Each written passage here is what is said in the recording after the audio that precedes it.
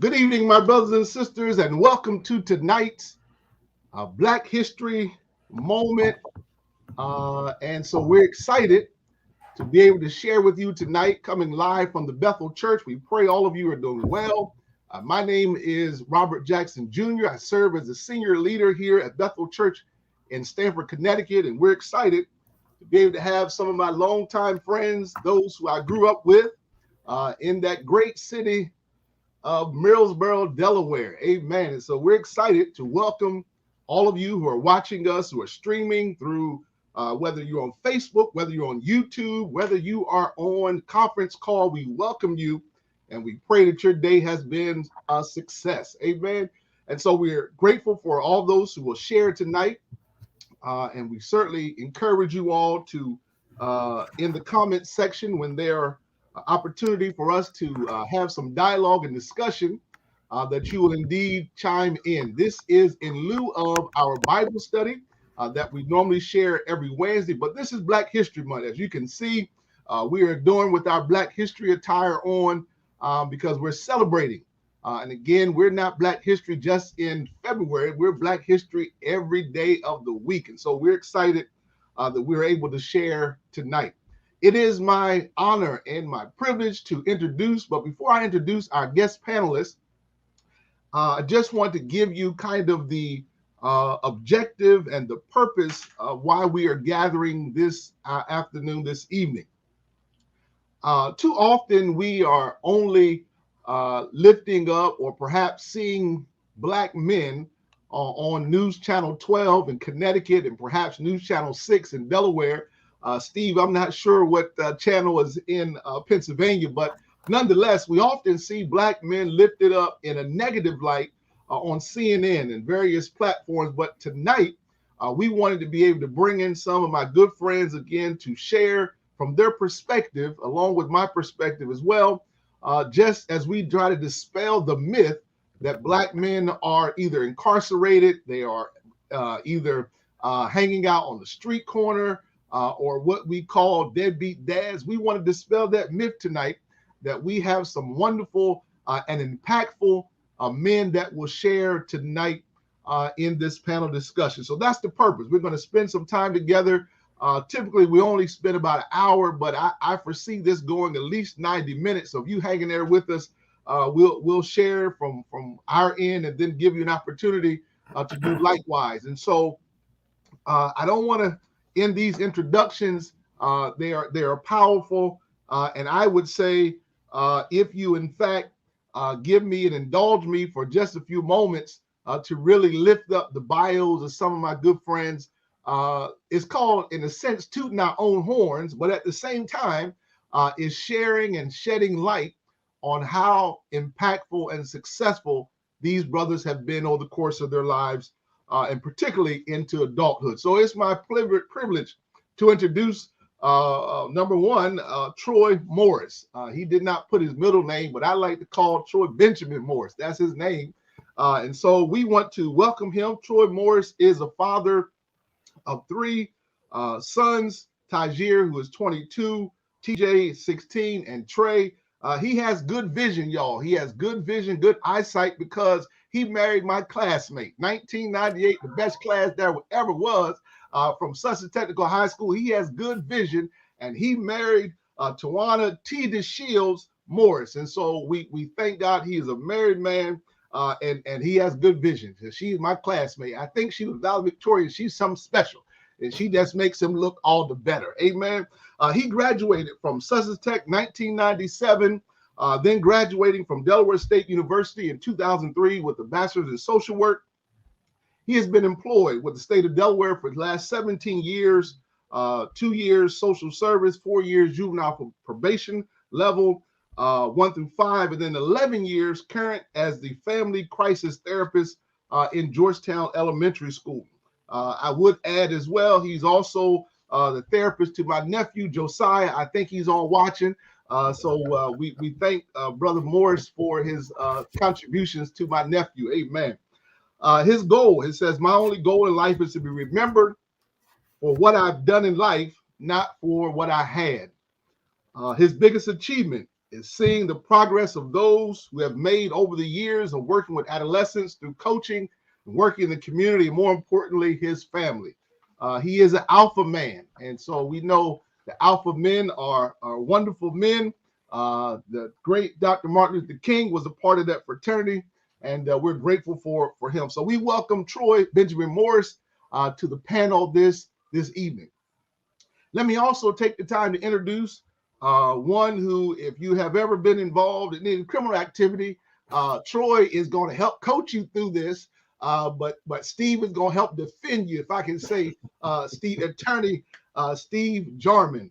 Let me just read a portion of his bio, and then I would direct you to certainly his website, the law firm that he's a part of. And so Steve is a criminal defense attorney and the partner at Lamb McLaren, could be pronounced wrong, PC in Westchester, Pennsylvania. His focus is practice on criminal and civil matters. He has spent his legal career practicing criminal law in Chester County, PA, and the greater Philadelphia area.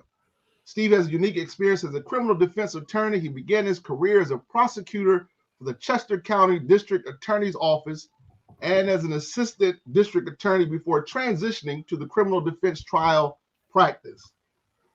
Again, I want to direct you to the website. There's a plethora of information that would just blow your mind of what Steve has been able to do.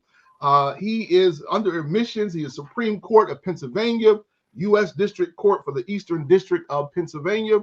Education, he received his education at the University of Delaware and the Widener School of Law, JD. Also recognized as a Top Gun. I'm not sure if he carries, but it means Top Gun in some sense. He is a member of several boards, board member of the Girls First of Norristown, board member of Friends Association, appointed to serve on the merit selection panel for the Eastern District of Pennsylvania, and chairman of Phoenixville Democratic Committee. He is part of the Board of Governors of Phoenixville Area Economic Development Corporation. He has received countless awards, named as 2020 Pennsylvania Super Lawyer, also named Rising Star by the Super Lawyers since 2014, named a Mainline Today Top Lawyer, named a 2020 Mainline Top Lawyer, #1 Criminal Defense, named a 2025 Star Top Attorney by the Suburban Life magazine. Steve is also married to Erica and has 2 wonderful children. And so it is my pleasure to welcome to the stage, to the panel, some, again, of the best, greatest minds on this side of heaven. You all, for most of you who have tuned into Bethel Church, I won't go into my bio. I would just say God has blessed me to obtain some educational degrees, and I'm grateful. God has blessed me to serve 3 congregations, 2 which were in New Jersey, and 1 here in Connecticut. I've been in ministry for the last 18 years, and I too have good vision because I married my high school sweetheart, Mania Denise Hovington Jackson, and so we have 4 children, and I'll share more about them later on, but I am indeed blessed, and we're blessed to share tonight. I would encourage you as well to check our website, bethelstanford.org, if you want to know more about our ministry or know more about some of the things I'm involved in, but don't want to take up a lot of time sharing about my bio. But we're grateful tonight that we have these individuals to share with us from their perspectives. Well, our goal again is to deal with some various topics tonight. Our goal is to deal with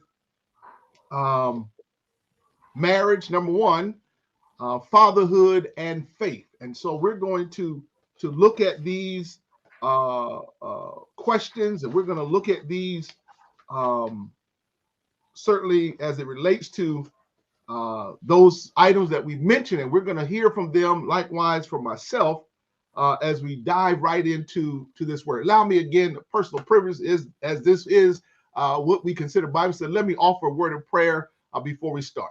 God, we thank you for this time of sharing. We thank you for this opportunity to be able to come before these, your people. We pray now that you would guide our thoughts and minds. Bless us, bless those who are tuning in from far and from near. Use us now for your glory. In Jesus' name we do pray. Amen.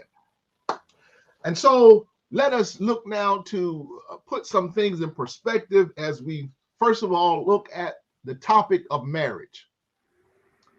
And brothers, before we tackle these questions, allow me to just read a couple of things that I think would certainly put this in perspective. Marriage has become less common among African Americans. According to the U.S. Census, African American households are least likely to contain a married couple compared to other racial ethnic groups. Similarly, an African American child is 3 times more likely to be born out of wedlock than a white child, and on average will spend only 6 years in a 2-parent family compared with 14 years for a white child and 13 years for a Hispanic child.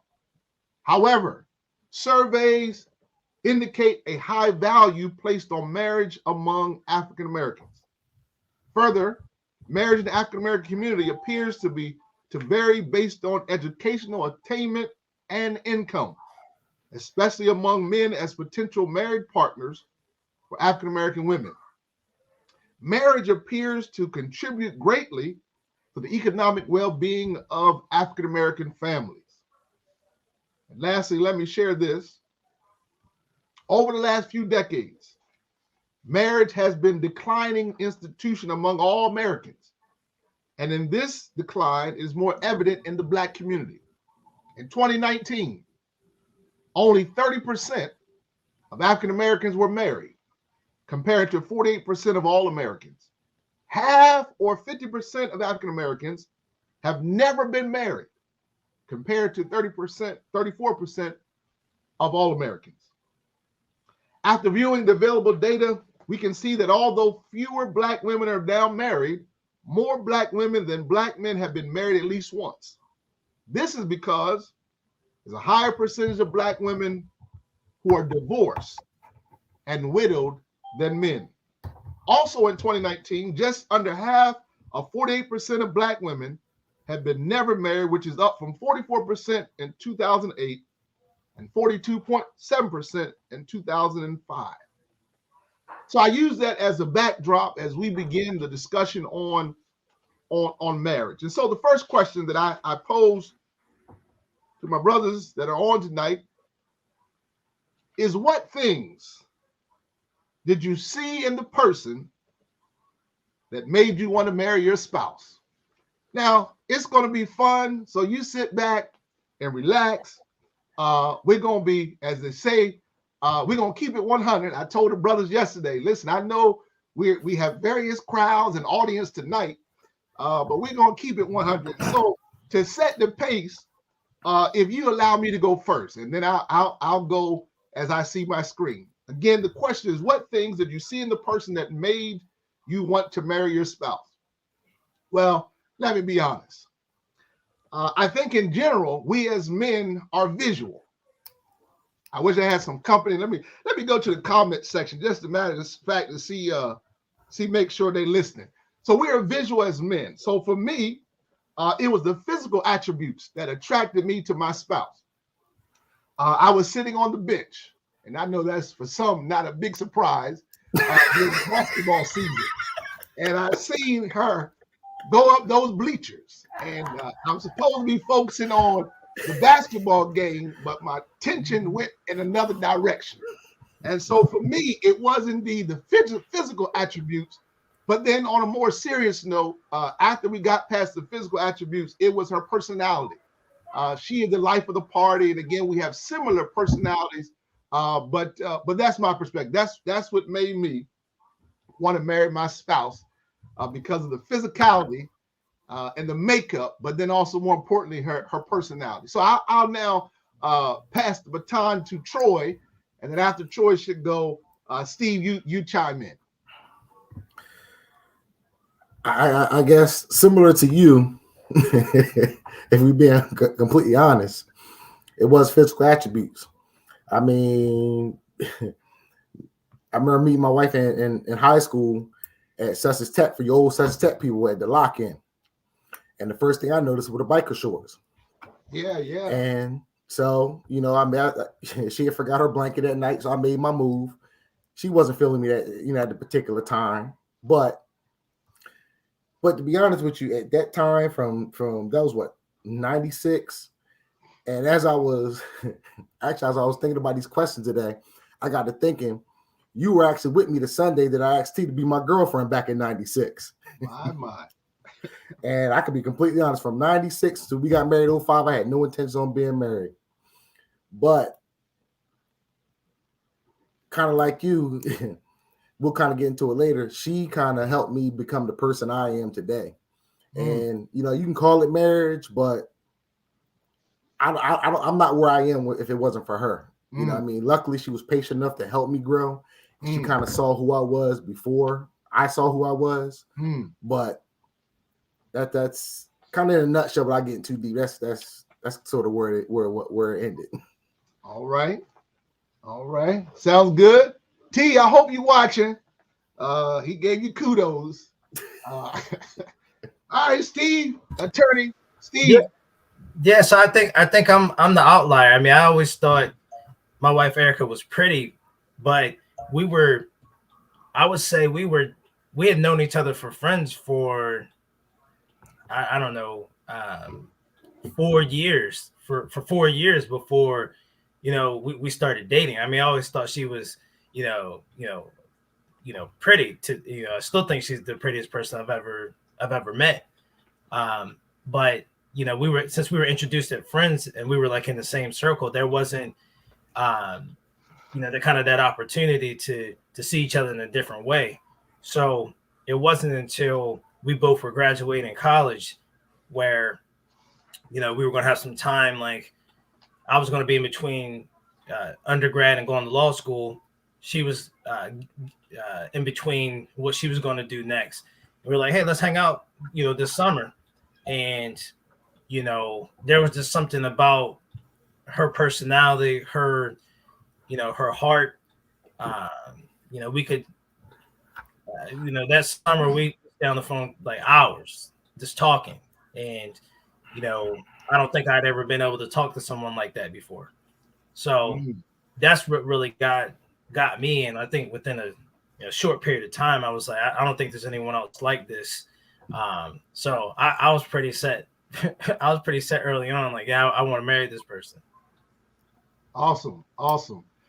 Just as I'm checking the comment section, and both of you have responded so well, I got to deviate. My fellow Troy, your classmate, one of the players that played on the team that I was on, that shout out to Julius Timmons. He says, "Oh, here comes the truth." 25 years later, I don't know if he's talking about you, Troy, or talking about me being on the bench, but and that could be a number of things. So, but we shout out to Julius Timmons, who often gave me a ride to practice, and I'm telling you, that brother was amazing. Good to see you. And then your wife, Troy, she says she loves it. So already she's tuning in. So you can see she loved the comment. All right, second question. Under marriage, what were your goals for your marriage when you were engaged? What were your goals for your marriage when you were engaged? And I'll go this time around to Steve, and then we'll go to reverse and share. What were your goals when you were engaged? You mean from how we wanted the marriage to end up being? Right. Yeah, I mean, I don't even know if I think in that part of life, you're just, everything's moving so quick. You're just thinking about being together. It's really hard to think about, so far into the future. All the things that may come with it. I think you're just so, you're young, you're in love. You're trying to be with the person you love. So I can't really say that we had, any goals when we got engaged. Now, as we approached the actual marriage, we, obviously we had vows, and there's certain things that we wanted to make sure that we're part of the marriage the whole time, like not going to bed angry, respecting what the other person's saying, always listening, hearing the other person out, those types of things. So we didn't really have goals. I don't think we really had goals going in, after we got engaged, other than like, you remember this, the planning, right? You get engaged. It's like, oh, that's cool. Then it's like, oh, now what? All right. Now we got to get the place and, you know, the stress of all that. But definitely by the time we got to wedding day, we, you know, wrote our own vows and, you know, kind of said, this is what we want our marriage to be moving forward. Right. That's good. Troy? I'm the definition of true non-traditionary. So we're talking about first engagement and second engagement. So I mean, those who know me know the first time we got engaged was I proposed to her on her high school graduation. Had no clue what I was doing. All I knew was I met someone that kind of made you feel that I ain't never felt before. So I was like, you know what? Next step to get married. Little did I know at the time, you know, I mean, it was a lot of life between 18-year-old proposing and the rest of life. So, you know, we first got engaged. You know, I was 17, she was 18, or we were both 17. And of course, a lot of happened between that time in college and, you know, having ties a year later. And we ended up getting engaged again once I was a little bit more mature in 2005. And honestly, I can't say that there was no goal. I was just kind of, I've always been very impulsive. I had no clue. All I knew is I had this woman that kind of made me feel the way that, you know what I mean, basically experience, you know what I mean, feelings that you never knew what it was. So I can't really say I had a goal. You know what I mean? It was just get married and let's see where life takes it. Right. Now, I do have a question. I want to push back. I know T watching. Did you have the same ring or was it a different ring? Did you have the same ring? Listen, right? So that's what I had to do. You probably didn't even have a ring the first time. No. Well, people don't believe. Yo, when I first proposed to T, I literally gave her a ring from the bubblegum machine, the Food Line. Yeah, that makes sense. And yo, she literally wore that ring for like 2 years until I actually went to Zales, got me a credit card, gave her a ring. Well, Troy being Troy, you know what I mean? I still was living life. So when we got engaged the second time, it was the same diamond. It got into a different band. Okay. That's big time. So I would say for me, again, very much what you all have said, there was really no goals from the beginning, but we always had what we call ongoing goals. We married early as well. I was 21, she was 22. And it really kind of went like, I came in the house one day, let's get married. And Troy, to your point about being impulsive, I think I had a little bit of that in me. And so I was like, let's get married. I didn't get on a knee because we had already been together for a little while. So I didn't do the traditional, let's get married on my knee, give me your hand. You know, I didn't do all of that because we had been together. And so, but what we did say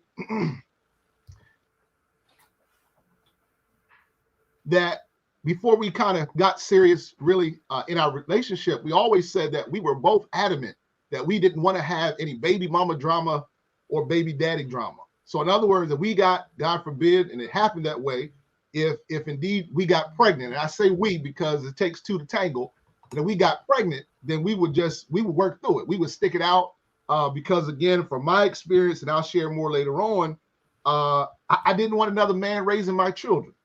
And so we were already in the beginning, like, you know, listen, we pregnant now. And so I was 18 when my first son was born, and she was a senior in high school. And so I had graduated at 17. So I was still fairly young, but at 18 is when my first son came on the scene. So, but again, just like you all, we didn't talk about it, just somewhat happened. And so I would say this, that for those of you who are looking to find the right goals and the right formula for marriage, it's almost you're never going to find it. No. Again, I said ongoing, meaning that you have to over time develop, and it will change. Obviously, being married for a little while now, Steve and Troy, what you went into the marriage with, you know, you probably already checked the box on those things. So it's always something that you're looking to do better and improve upon, certainly.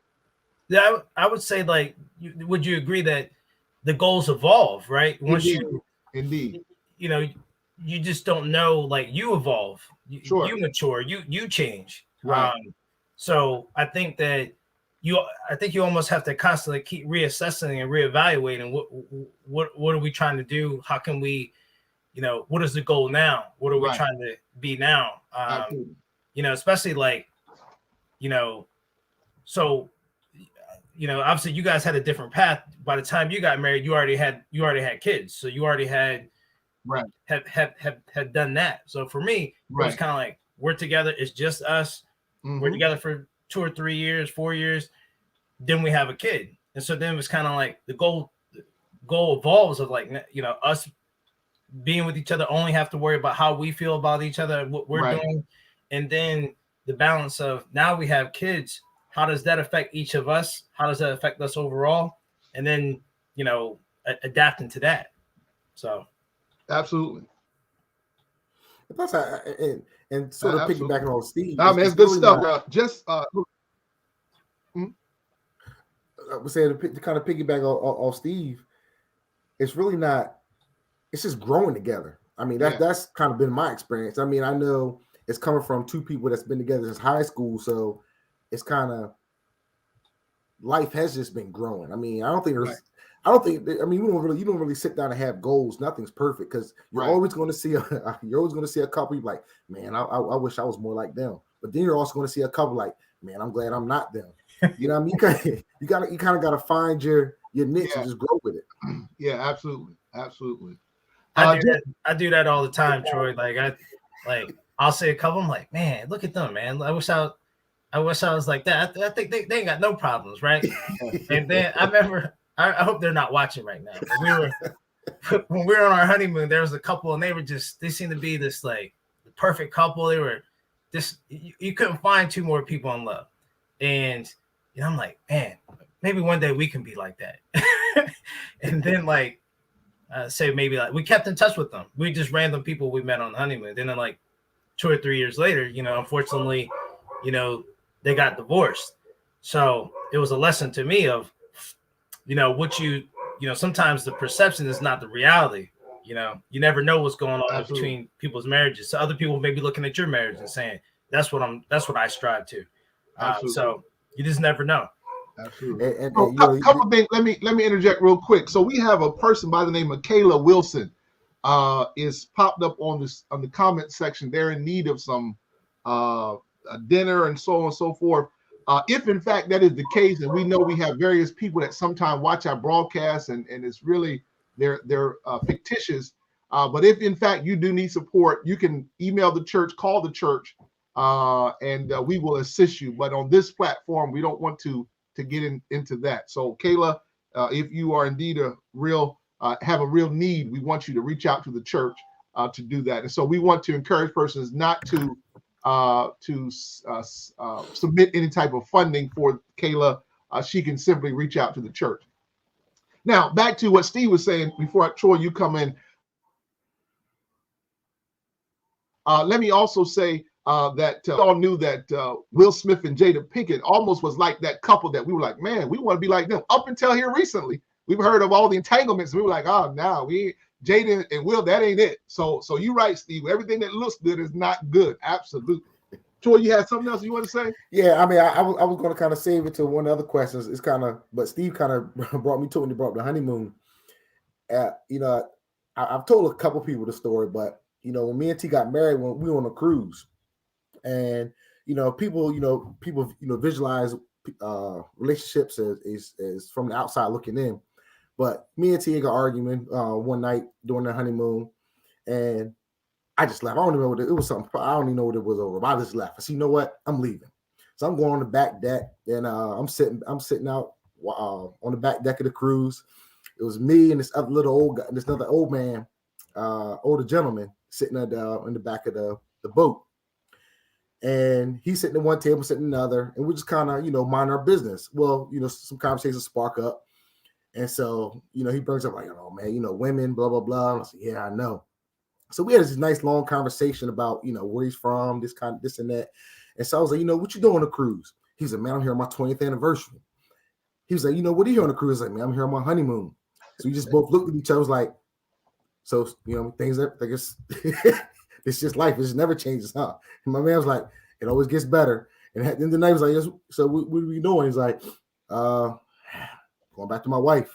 Yeah, going back to my wife too.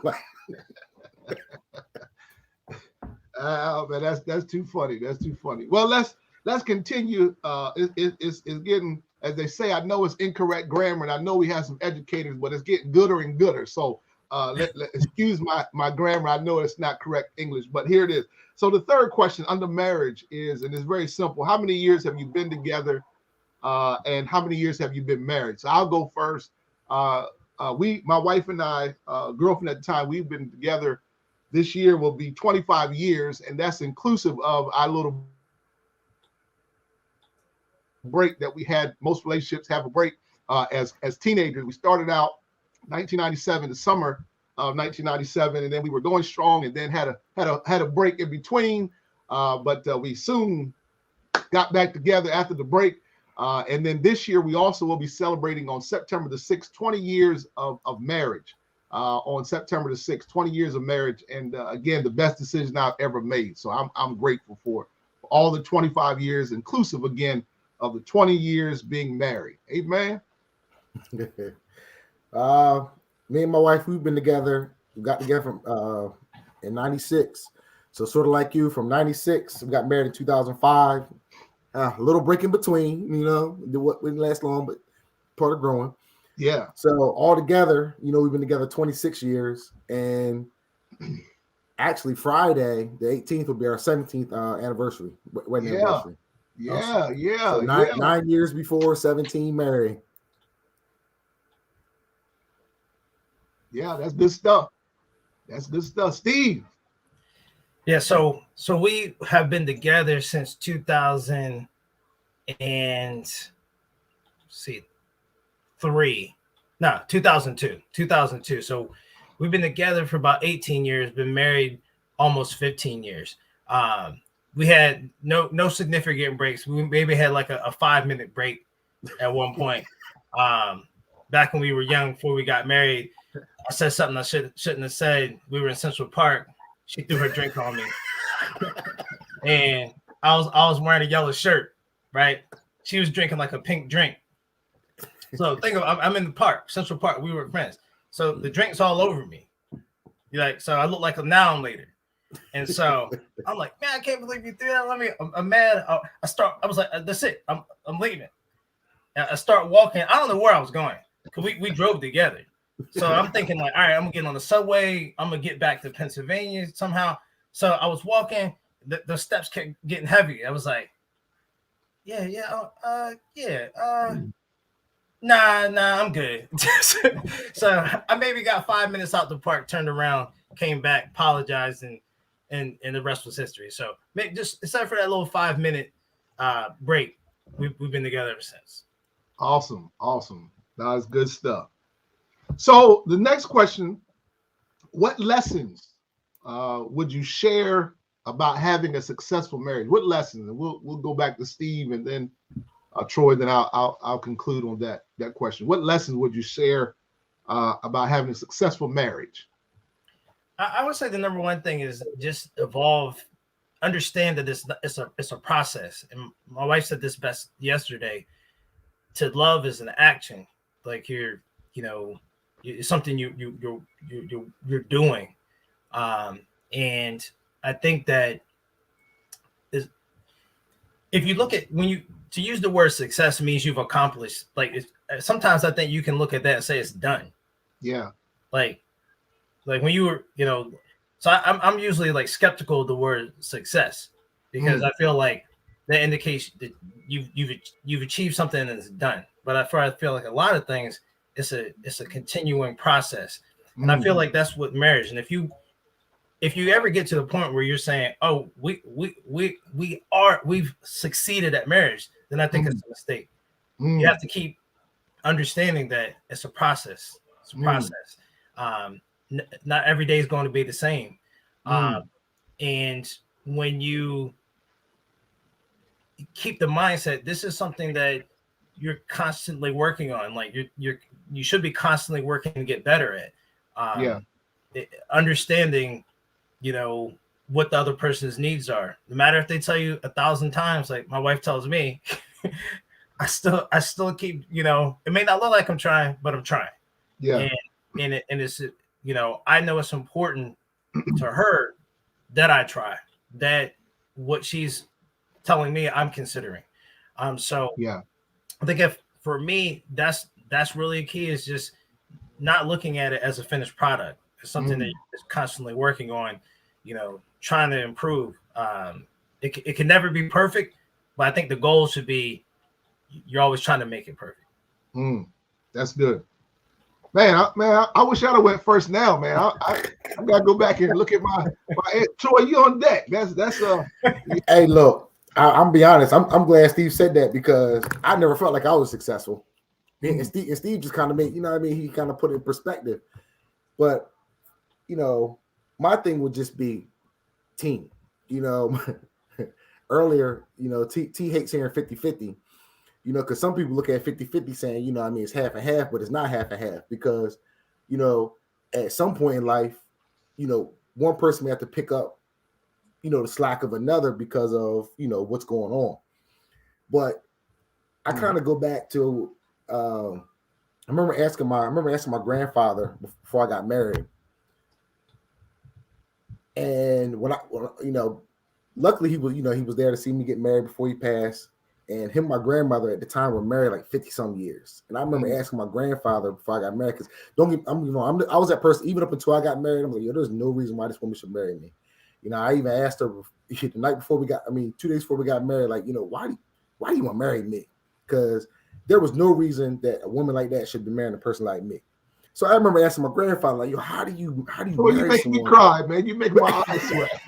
So I remember asking my grandfather, like, how do you stay married? How did you, my mom, like, stay married for 50-some years? Like, to me, that's hard to fathom. And at the time, to me, it was the dumbest answer ever. But hindsight now, it was the smartest thing he probably ever said. And it was just simple. It was just don't go anywhere. And, you seem to like, that's pretty dumb. I mean, come to find out, he gave the same speech to my stepdad when he married my mom, gave the same speech to my aunt, my uncle. But it makes sense. I mean, you're going to go through your ups and downs. You're going to hear that. And, kind of go back what you were talking about, the statistics. I think nowadays, everybody's they see the grass not greener on the other side. You're going to argue. People kind of look at like me and T sometimes and say, yeah, man, I wish I had what T and Troy said. But you don't see what happens. Like, sometimes I piss T off. Well, I make T mad. T make me mad. We may not talk for a couple of days. You know what I mean? A couple of days later, I'm like, so what you want for dinner? You know what I mean? It's just like, and then that's what it is. So, I mean, I don't think like Steve said, I don't think there is no real success, because everybody's different. It's what's worked for you. Yeah, no, that's good. So I would say, just in terms of, lessons that I would share, Troy or Steve, you mentioned His Needs, Her Needs. I don't know if you're familiar. There's a book actually called that, His Needs, Her Needs, and I use that in my premarital counseling. And actually, my wife and I went through that book when we were in Ohio, on His Needs, Her Needs, which really points out your needs and your wife's needs, or your spouse's needs rather. And you strive to meet their needs, vice versa. So, but I would say 4 things. Normally I only get 3 points, but I just couldn't leave this one off. And really other than number 1, I would say always keep God first. Obviously, I think any marriage that is going to be successful or is going to, it's going to last, you have to keep God in the middle. Secondly, I would say have fun, laugh together. Again, I said personalities between my wife and I.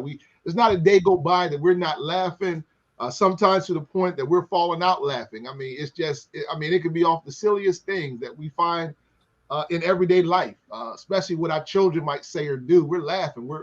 Keep the comedy, keep it. Don't ever get too serious or take things too serious. Keep that laughter going. Laughter is medicine for the soul. And then third, I would say communication. Communication is key. We hear communication, we hear interpretation, True, we have to communicate, but then we also have to be listening in an effort to really do what the person that we're in a relationship with has asked us to do, whether it be nonverbal or verbal. So communicate. Then last fourth principle I would say or lesson will be willing to make sacrifices.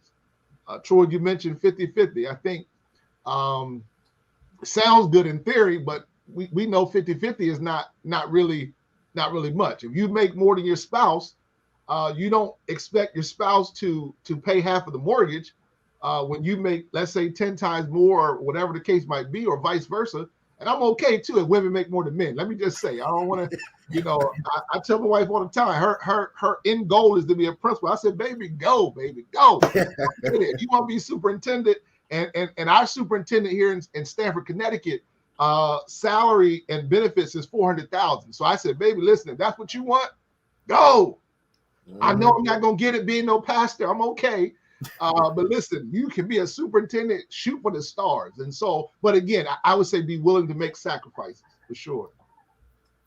Yeah. Anything else you want to add on that? I think we're good on that. That's and again, for those of us who are watching, we'll come with questions toward the end, and then we'll come back and circle back to you.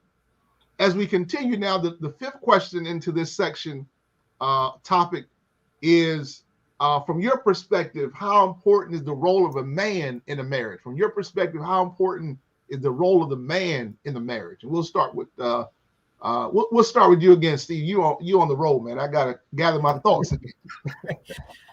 Yeah, I've been thinking about this question a lot. I don't like, it's hard for me to articulate, like, do I even think about that? Pre-kids, right? I think when it was just us, I don't think I really made the distinction between my role as a man, her role as a female in that sense.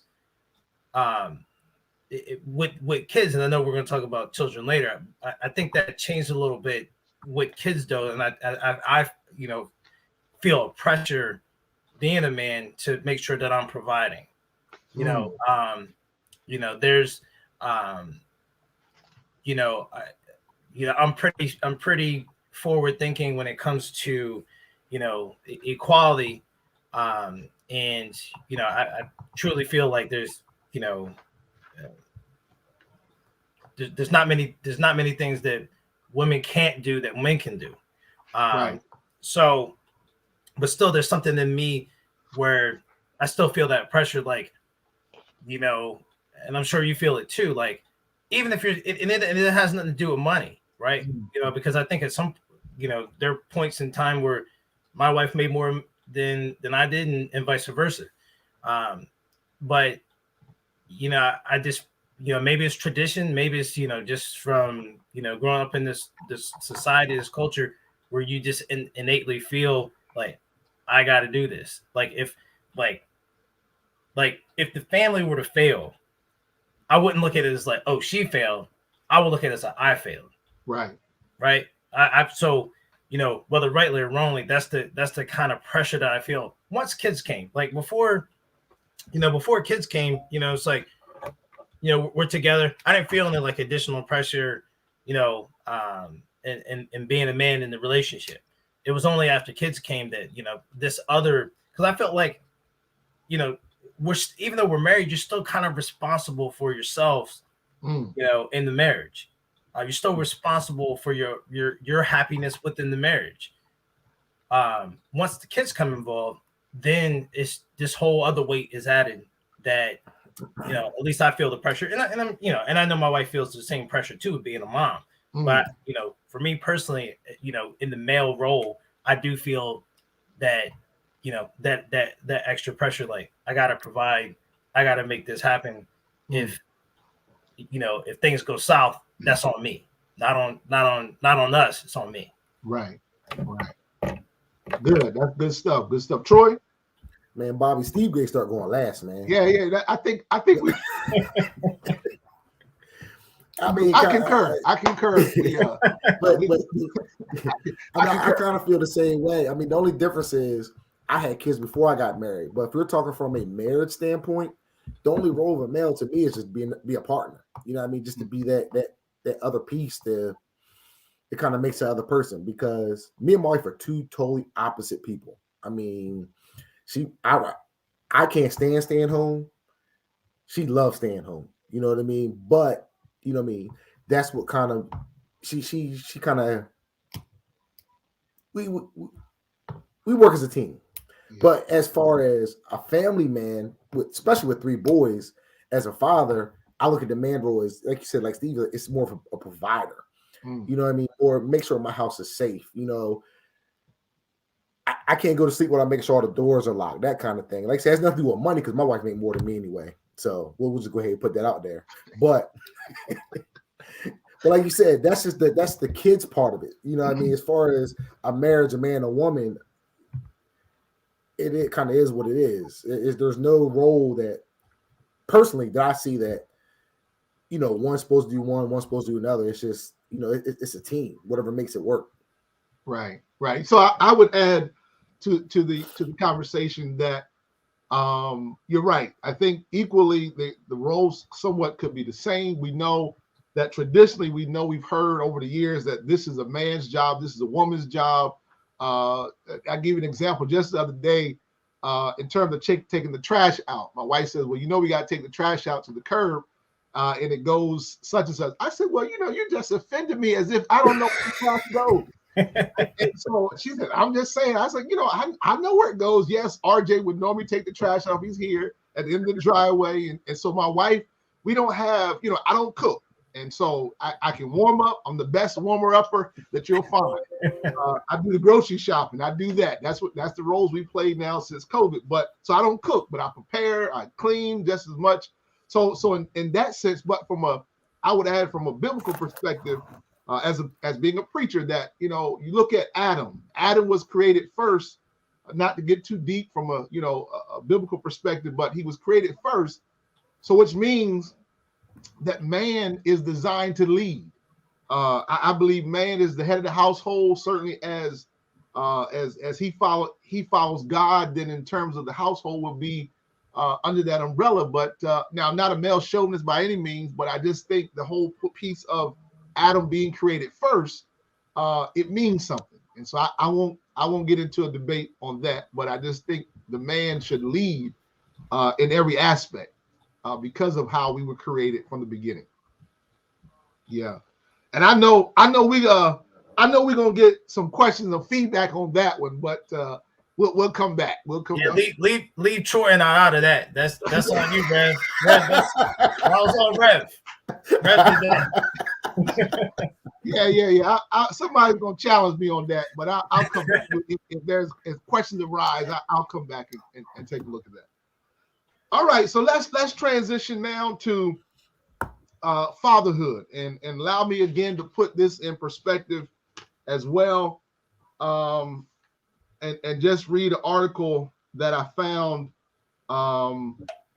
that is entitled "Men Who Didn't Have Fathers." Men who didn't have fathers won't make good fathers, and just let me read this portion of this article. It says, there's no disputing the effect fatherlessness has on children's lives. Children in father-absent homes are almost 4 times more likely to be poor. To being raised without fathers raises the risk of teen pregnancy, marrying with less than a high school degree, and forming a marriage with both partners have less than a high school degree. However, men who didn't grow up with their fathers are not incapable of being good fathers themselves, an assumption disproportionately assigned to Black men who are more likely to be raised by single mothers. And then there's another portion, I won't read this. In fact, just directly to this article, it states Black fathers aren't involved in their children's lives. And you'll be amazed if you just Google some of the stuff that's out here. You'll see again, Troy, you worked in the criminal, really, and I believe Stevenson you worked at. I too worked in the juvenile detention center when I was living in Pennsylvania as a counselor there at Cornell Braxis in South Mountain, Pennsylvania. And I've seen firsthand that many of the residents that were there were from fatherless homes. There were a couple, cases where they had two parents in the homes, but for most part, they were missing that father figure. So as we transition now into the first question on the fatherhood, the first question I want to pose is, how did your upbringing shape your ability to be a father? How did your upbringing shape your ability to be a father? And I'll start with Troy.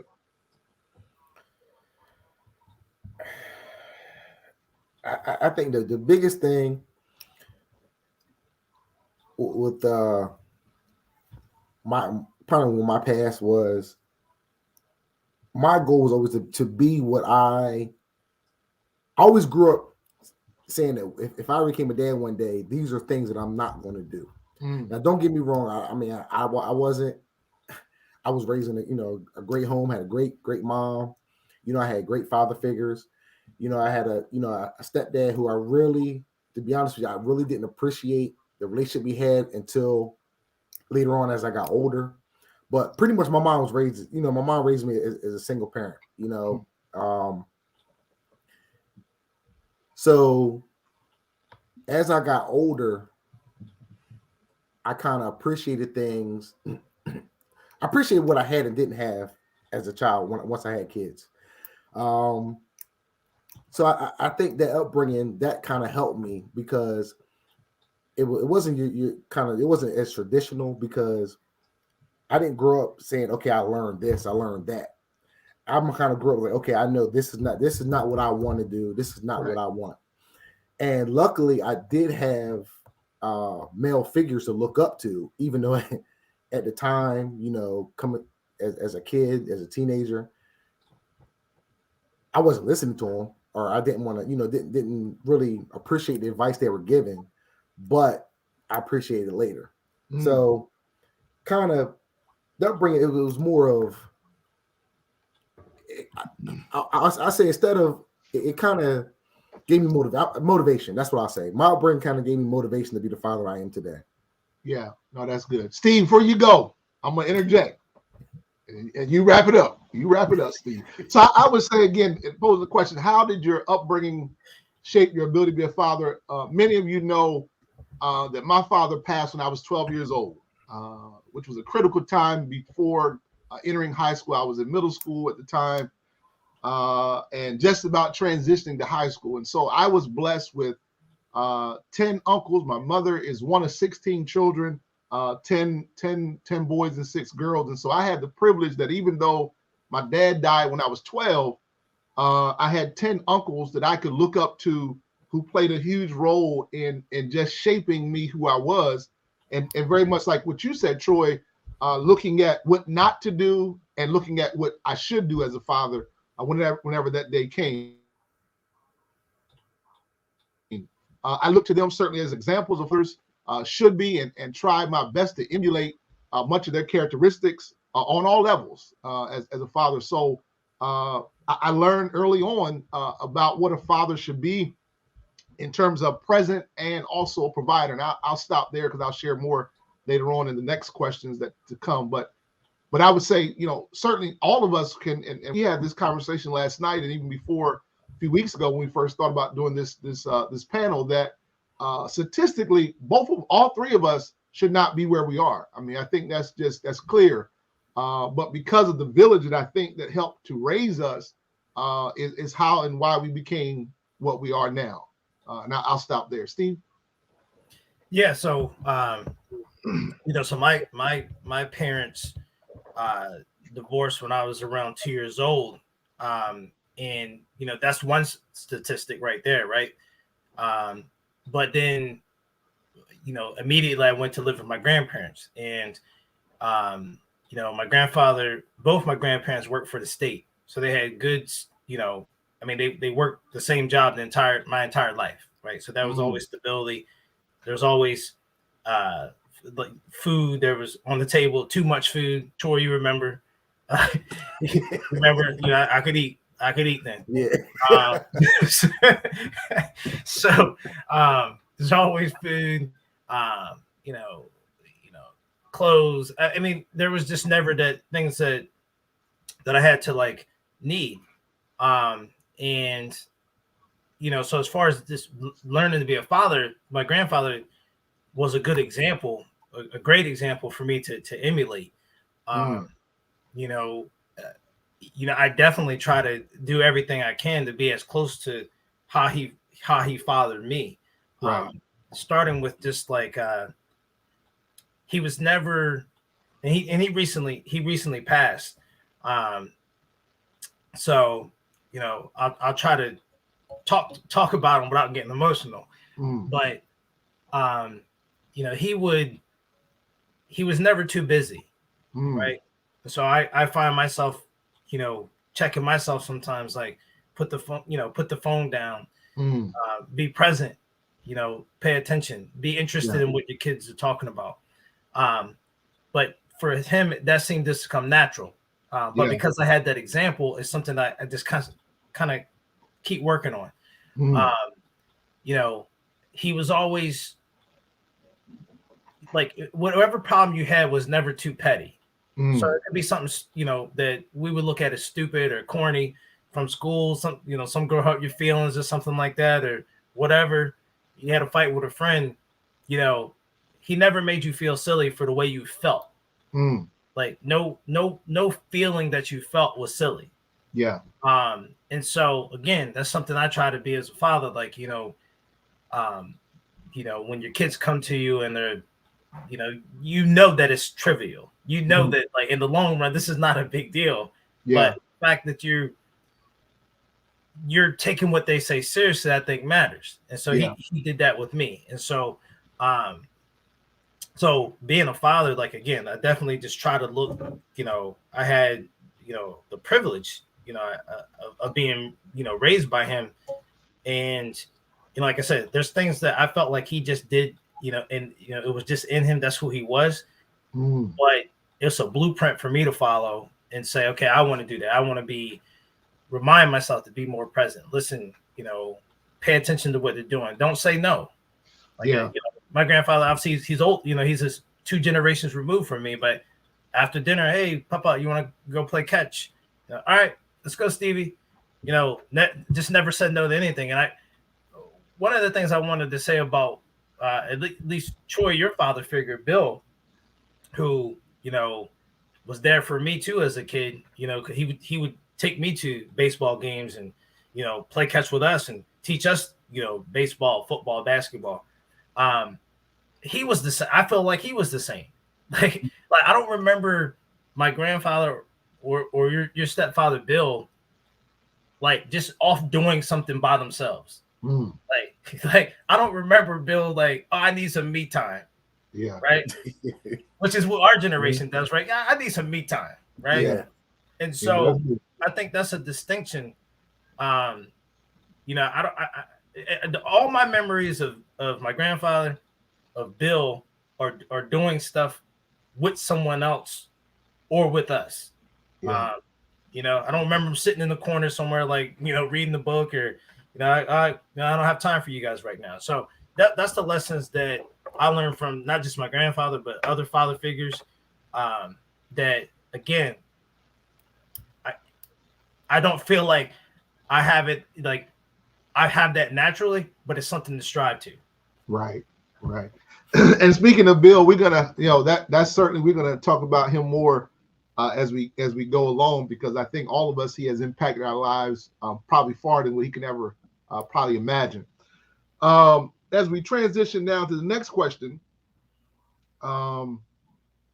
what conversations are you having with your children that you did not experience as a child? What conversations are you having with your children that you did not have as a child? And I'll go first because some of this is funny and really is important. And so I would say, number one, I don't recall even, obviously my father passing at 12, and certainly my uncles kind of taking over without knowing it, all 10 of them. But I don't ever recall as a youngster having the conversation about dating and sex. I think those conversations were taboo. Dating and sex, what kind of woman you should look for. None of those conversations that I recall growing up, which again, I've had that conversation, uncomfortable conversation, nonetheless, with my son, or to my middle son, or second son, I should say. He caught me by surprise the other day. Now, again, as I shared with some of you, Malachi and Ramir, they have IEPs and they have, some challenges. But he caught me by surprise a couple days ago. He said, "Dad, let's go to get some flowers." And I'm saying, "Okay, cool. For your mom, that's nice." So he says, "No, for a girl," and he coughed. He said, "A girl." He almost like I was gonna hit him or something. Or he was like, "What you say?" He said, "No, for a girl." And he named the girl. He said some flowers. I'm saying, I ain't had that conversation with you yet, son. But again, it was uncomfortable with RJ. But so I had to look to the Bill Cosby's to see how they broke it down in the Cosby Show about the birds and the bees, because that was never a conversation that I had growing up with my mother or father or uncles. Then I would say secondary would be conversation on how to budget. Now, I learned how to budget early on because, as I said last night, I worked since I was 14 making sandwiches at DP&L, and it worked for all my life. So I knew how to budget and the importance of that, but I didn't have those conversations as a child. Then lastly, I would say the conversation about what happens when you get pulled over by a police officer. What happens when you are approached by anyone in law enforcement, and the interaction, how you should carry yourself. Obviously, those conversations back then were not as prevalent as they are now. You have to have those conversations, whether you have sons or daughters, just because of what we see going on in America. And so I'll stop there. But those are some of the things that I would lift up. Steve, and then Troy. Yeah, it's funny that you mentioned the birds and the bees, because just last night, my kids are 11 and 6. My daughter's 11, my son's 6.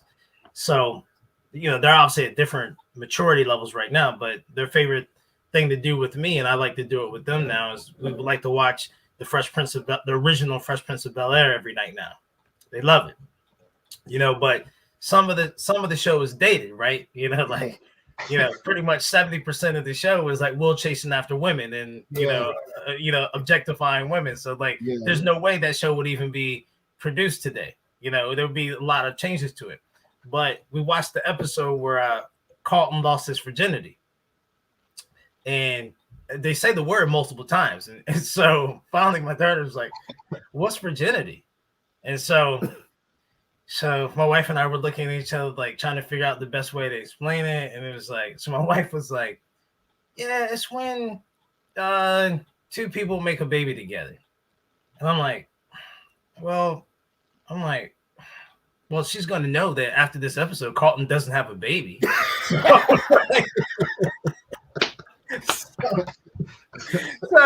So I changed it a little bit and said, it's when two people do the act that makes a baby. So, and then I think later on my wife, the problem is my son's sitting there too. So there's conversation we could have with her, but he's sitting there. So I think later my wife had a more in-depth conversation with her, but yeah. So that's a conversation, I didn't have when I was a kid. Another conversation that was kind of unexpected, almost 2 years ago, my wife was diagnosed with cancer. And so she's, doing great now. She recovered great, and, the outlook is, for the future is tremendous. But, I as a kid, other than one time my grandfather had to go to the hospital for a quick surgery, I never had health be a factor in the household and have to deal with health and be concerned on that level that somebody's sick. And so with cancer, with chemo, it's not something you can hide, right? So there's hair loss, there's different things that are going on, there's tiredness, there's out of multiple doctor's appointments.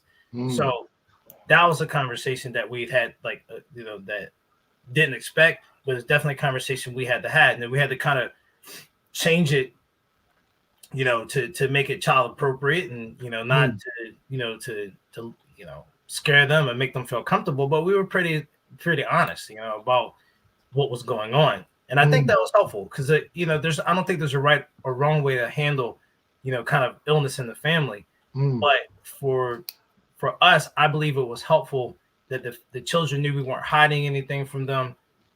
We were being upfront about what was going on. And I think that helped them deal with it better rather than like looking at our face, trying to discern, are they hiding something? Should we be more concerned? And so, yeah, that was, definitely something that, I did not have a conversation, had no, thing to draw on from a kid of how to have that conversation. But yeah. That's good. Troy? Well, first, you listen, Steve, God knew what he was doing when he didn't give me girls. You know what I mean? Having all boys conversations are easy. Luckily, I came from a household that was very open. So, the conversations about, the sex and this and that, it was part of the household. I've had conversations with my older sons. I had conversations with my middle son, TJ. Some conversations T's not open to be, which they weren't so open about, but they are. But two things, I don't want to kind of, repeat what you guys said, but two things I think conversations we've had outside of the, like you said, which we get pulled over. One of the biggest things I had with Tyjair and with TJ is if you ever get caught out somewhere, basically just having that open relationship. First of all, I'm not condoning drinking. I'm not condoning sex in my house. I'm not condoning any of that.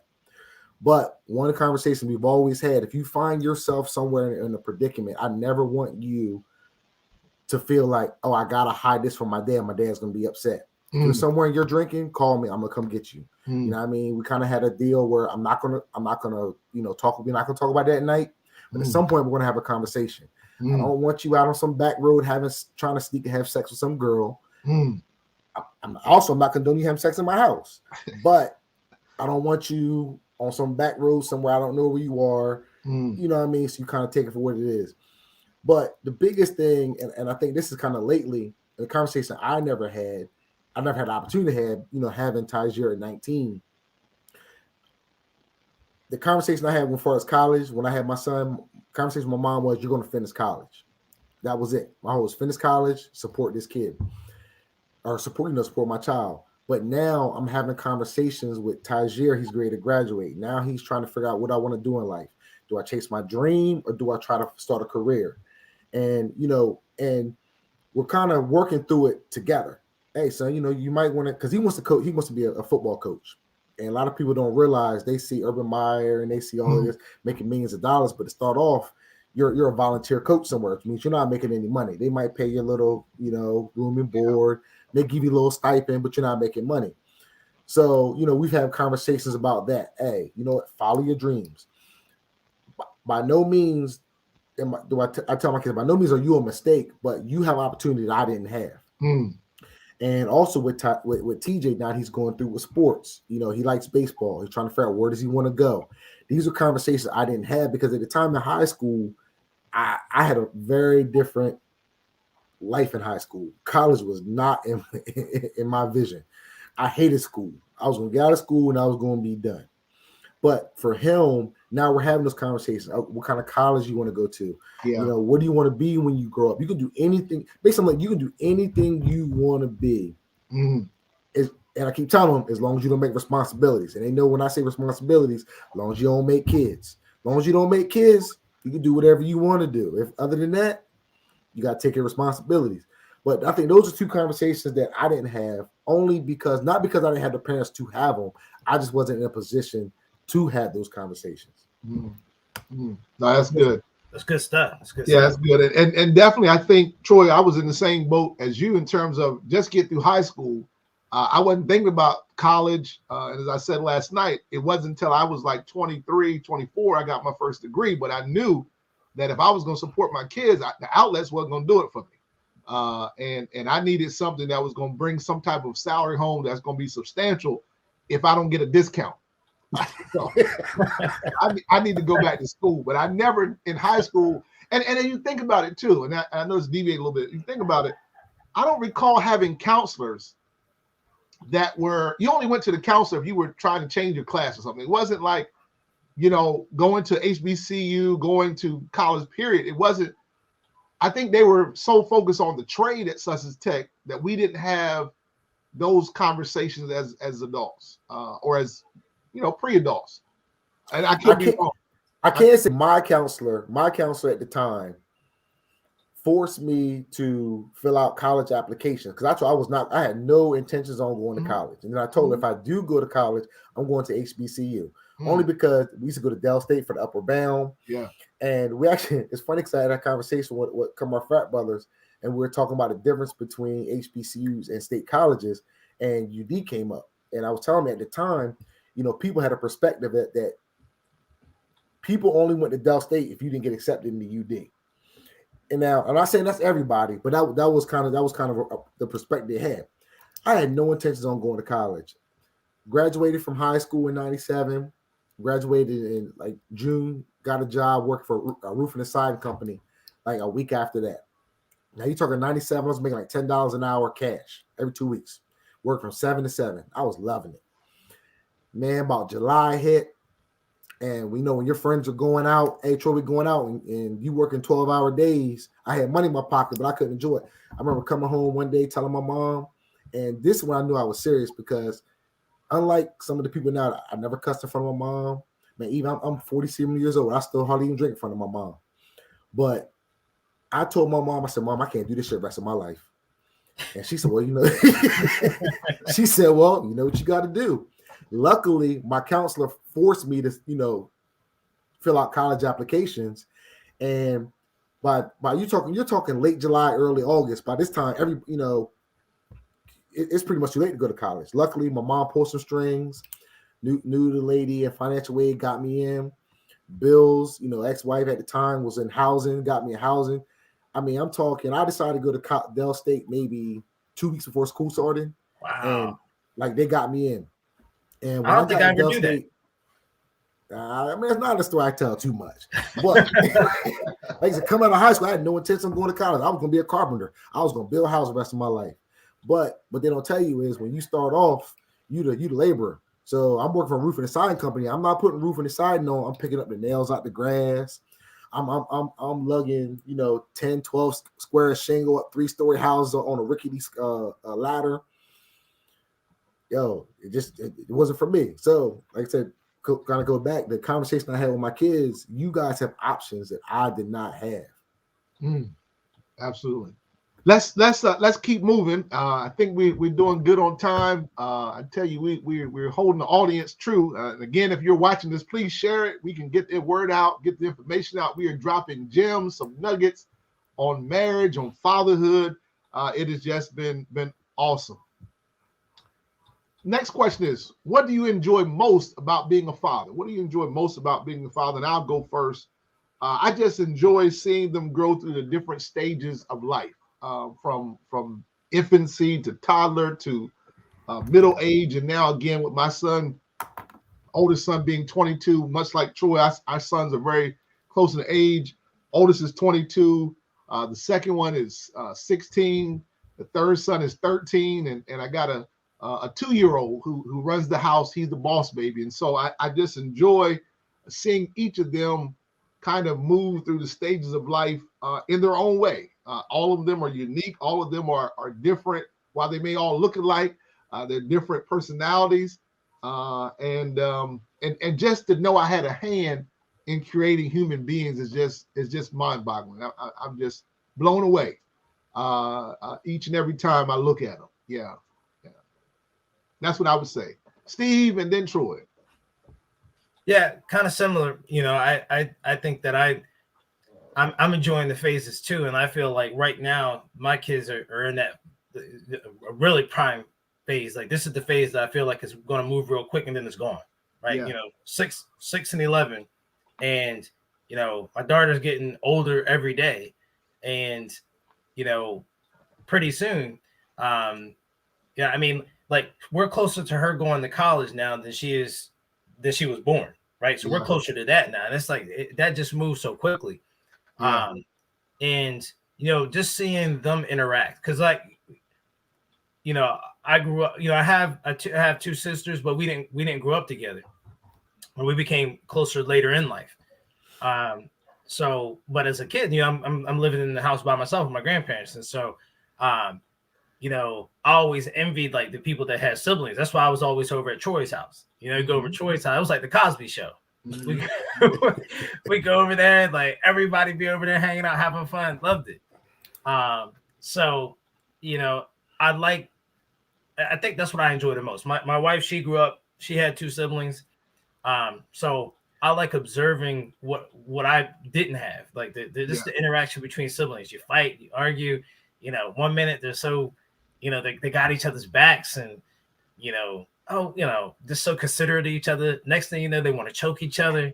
5 minutes later, they're back best friends again. It's that to me is the most fun to watch. You know, they have seeing their personalities develop and become little people, right? Yeah. Troy? The biggest thing, man, just seeing them grow. I mean, you go from Tajir, who at 22 years old, to see him, I mean, to go through his sports. Like, keep in mind, you're always proud of your kid in sports. And I'm gonna say what most dads won't say. You know, when you first have your kid, you know, you make sure you got your 10 toes, the 10 fingers. You know, make sure nothing right. The next thing come to your mind is, man, I hope he likes sports, man. And then once you get into sports, you're like, all right, he likes sports. Then I hope my kid don't suck in sports. He was like, okay, he's pretty decent. But to watch them grow, to watch Tajir grow, and watch TJ grow, I mean, that's the most proud thing about being a father. Because to be honest with you, we have no clue what we're doing as parents. I mean, you can say what you want. You can say you're an expert. You can say what you want. You can prepare all you want to. You're never prepared. I remember having a conversation with my brother before he had his first kid, and me and my brother Mark, we're total opposite people. I mean, he's the kind of like finance got to be straight. I got to have my house. I got to have my car. I got to have at least like 20,000-30,000 in the bank. I got to have this. And he's like, yo, how do you, Mark? I don't care how much planning you do. Like, it's not going. You're not going to be ready. But to kind of see your kids grow is the best part. The biggest thing I'm gonna say with Tajir, when he left to go to college, I said to myself, you know, this kid's not ready. You know what I mean? I mean, you know, being a dad, I was always on him. I was tough. Like, am I being too hard? Am I being too soft? But I'd rather be too hard on him to make sure he's ready for the world. And then when he goes out in the world, like he's not ready. And I just remember him coming back his first year of college, and like the seeing of growth. And he's like, Dad, you know what? Most of these kids must ain't got a dad because they dumb. And I mean, and the simple thing is things that he hated, like little things like, bro, like clean your bathroom behind you, like wash the dishes behind you, wash your clothes, do this, do that. But like just to see that growth, and now, I mean, he's great to graduate. He's trying to figure out what he's trying to do. He started his own business on his own that's thriving. You know, you got TJ, who he's in high school now. He's in what they call like a IB program, like one of the top classes, still thriving, like stuff that I know I couldn't do. But just to see that and just to know, like, kind of like you said, Bobby, like that came from me. Like, I did that. Yeah. And my wife had a little part of it, but you know, I did that. Yeah. But that's the most proud part, man, just to see him grow. Show your T-shirt again. That's Tajir. That's his brand. Show your T-shirt again. So you want to say a little word about that? All right. It's a T-shirt company started last year during quarantine. Started making shirts on his own called Be True. You know, trendy, revolutionary, uplifting, and empathetic. But I'm gonna tell you, the most proud thing I am about it is not only did he start the company, it's kind of thriving. Last year, he made some T-shirts, and you know that for autism program, and he sold the T-shirts, and basically without even telling, you know, the person involved or the program he was helping involved that he was doing it, he ended up donating like $2,000-$3,000 to that program just off the proceeds of the T-shirts that he made. So that's the kind of stuff that that kind of makes me proud, because it kind of lets you like Troy, you're doing pretty good, because most of the people nowadays, people, man, they it's all about money and this and that, but the heart's there, and that's why, like, as long as you keep that going forward, man, no matter what you do, you're going to succeed. No, that's good. That's good stuff. Good stuff.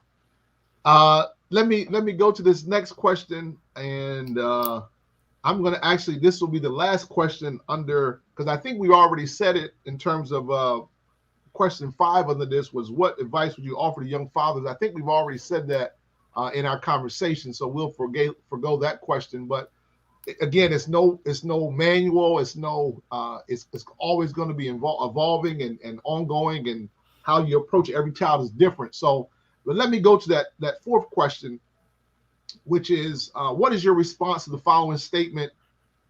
And this is the statement: involved fathers have a direct impact on their children's future. What's your response to that statement? Will we concur? Yeah, absolutely. I mean, I kind of alluded to this before.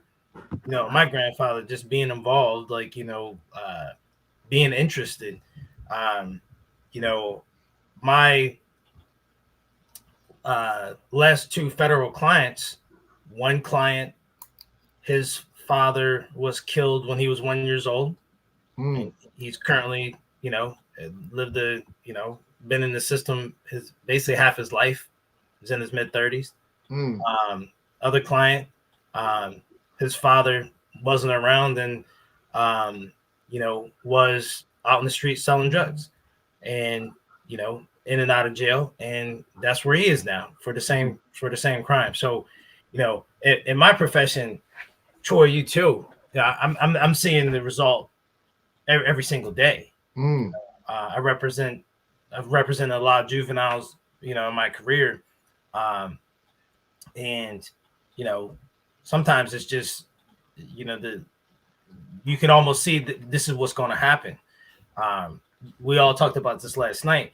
You can't give up, because there are going to be the people that can be saved. Yeah. And but for people that are say, hey, I'm gonna try to help this person, then you're gonna have a lot of people that could have made it. But yeah, definitely, I see the direct impact of not having a father figure in the life on a daily basis. Yeah. Let me interject, and then Troy, you can go last on this question. I certainly would again concur wholeheartedly with this statement that involved fathers are important. I remember living when we were in Ohio in 2006 to 2009, and I went to RJ at the time. I think he was in 3rd or 4th grade, something like that. Went to his parent conference. And that's taboo for us. Fathers don't normally go. And so as I was going through, again, the part of Ohio that we lived in was predominantly Caucasian and whatnot. And so as we're going through the halls, I'm asking, where's his room? Where's, that kind of thing. And the teacher says to me, she says, "Oh, it's so nice of you to bring your little brother to parent conferences." And that really, I had to, I was saved. I'm in seminary, so I got, I'm reserved. I didn't go on the deep end, but I said to myself, oh yes, no, this is not my little brother. This is my son. And so we as fathers have to change the narrative. That's what we always see. We see that they put us in the box, that we're not involved, that we're not supportive, that we're absent, that we always assume that if a child is acting up or something's going wrong, the father's not there. And so they have this already notion that fathers don't exist. But I think we as us on the call tonight, we have to be the examples for our peers, for people that we went to school with, to encourage them. Listen, get involved in your parents and your children's lives. And you do have, it's something to see the son or the daughter look in the stands and see their father there. It's something to see them at recitals and whatever they're participating in, to look in the stands and look out and see my father's there. And so, Steve, you mentioned it before, and I'm tying kind of both answers with the one about offering advice to the young father. But I would say it's not just about providing, but also being present. It's not just about purchasing the latest gadget or the latest Jordan. Listen, be there for them, not just providing. That's good. And then I won't even get on this subject matter, but I know some are watching or will watch that. Some fathers who are, and it's not to beat the fathers up by any means, but some fathers take the stance that I pay child support. Now goodness well that the child support that you pay is not enough to really take care of that son or daughter. But we often hear that, I pay child support, that's it. No, it's more than money. It's about time. It's about being present. I can go on and on, but Troy, I'll turn it over to you. Hold on, real quick. Troy, before you go, I just wanted to co-sign on what you just said, Bobby, with the parent-teacher conferences. Yeah. Because that's something where I get anxiety about missing. Yeah. I think 90%. I think I've probably gone to 90%. And it's that for that reason, my wife's a teacher. So, right. I know, I think she can handle whatever, the teacher's going to tell her, and she's going to know a lot more about it than I am. But to me, it's just, I feel like I need to be there just so the teacher knows, okay, there's an active father here. That's right. Especially with my children being, biracial. I feel like that has to be from the outset, so I don't think I've ever missed the introductory meeting with a new teacher ever. Because I want to set that tone from the get-go. Absolutely. And I'm gonna kind of go a different direction. You guys kind of touched on all of it. I'm going to kind of give my perspective in case there is a young father out there somewhere, because for one, I'm gonna say, as far as a statement, when I say involved fathers, I would add positive involved fathers, because we all know, well, I'm sure Steve knows, and I've dealt with, and Bobby, you probably have, we have involved fathers that are negative influence on our kids. Basically they try to, this is what it takes to be a man. You got to do this. You got to do that. You know what I mean? So I would add positive fathers, but the different respect I would give, me coming up, my goal was always, I'm going to be the father that I wish I had. I'm going to be the father I wish I had. And I never forget, I had Tyger, I was still in college, I was partying, I was doing this, and I had a routine. I would keep in mind, this is me at the time being a father that I wish I had. I would pick Tyger up, I would drive from Del State, pick Tyger up on Friday, pick him, bring him to my mom's house, spend about a couple hours with him, bring some, his sneakers, some clothes, spend a couple hours with him. I drive back to Del State, I party. I come back on Sunday, spend a little bit of time with him, take him back to his mom's house. And this is an ongoing thing every weekend. To me, I'm being a great father, spending time with my son. I'm doing this, I'm doing that. One weekend, I come home on Friday, take my son up. I got, parties got plans for Saturday, Friday night. And my mom drops Tyger off downstairs and leaves. Yo, Mom, where you going? I got somewhere to be. And she was like, this your son. I'm like, well, okay. And she said something to me that at the time really pissed me off. And it's one of them things that kind of made me angry, and I'm glad she said it. And she told me that you're becoming the father you say you weren't going to be. And it kind of pissed me off at the time, because I'm like, I'm not my dad. I'm not my dad. I'm here. I'm this, I'm that. But then I had to realize, no, you're not. Doing this, picking him up and doing and dropping him off and doing this, that's not the dad you want to be.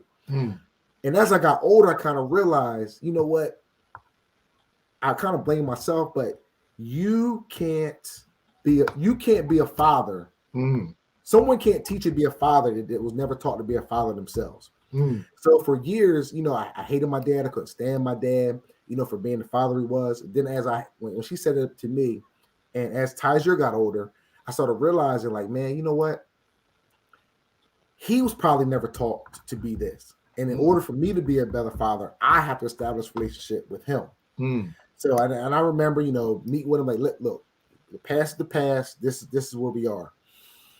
So for young dads, you're going to make mistakes. You know what I mean? You may not dislike your father. You may do this. You may do that. You're going to have trials and tribulations. But think about the generation before you. If no one taught you how to be a father, it's hard to be a father. Mm. So that's the one thing. When it came to Tyjair, I kind of let him know, like, our relationship has been strained at times. And I let him know, like, bro, you were my guinea pig. It sounds bad. You my like this is what it is. But I mean, now that we're older, we have a better relationship, and he always knew he could always come to me for something. Like, we never had the relationship like, oh, I love you, son, give you hugs and this and that.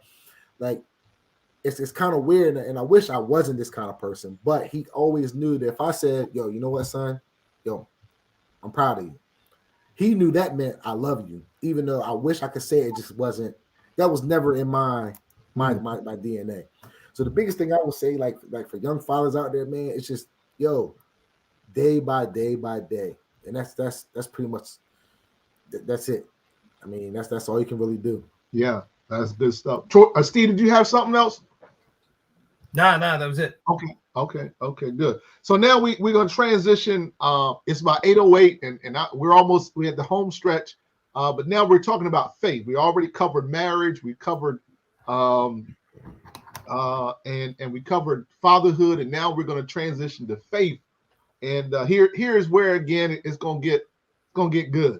Matter of fact, shout out to, let me just post it on the screen, Dickinson Chapel, our home church. Shout out to them. They're watching us. And so thank God for you.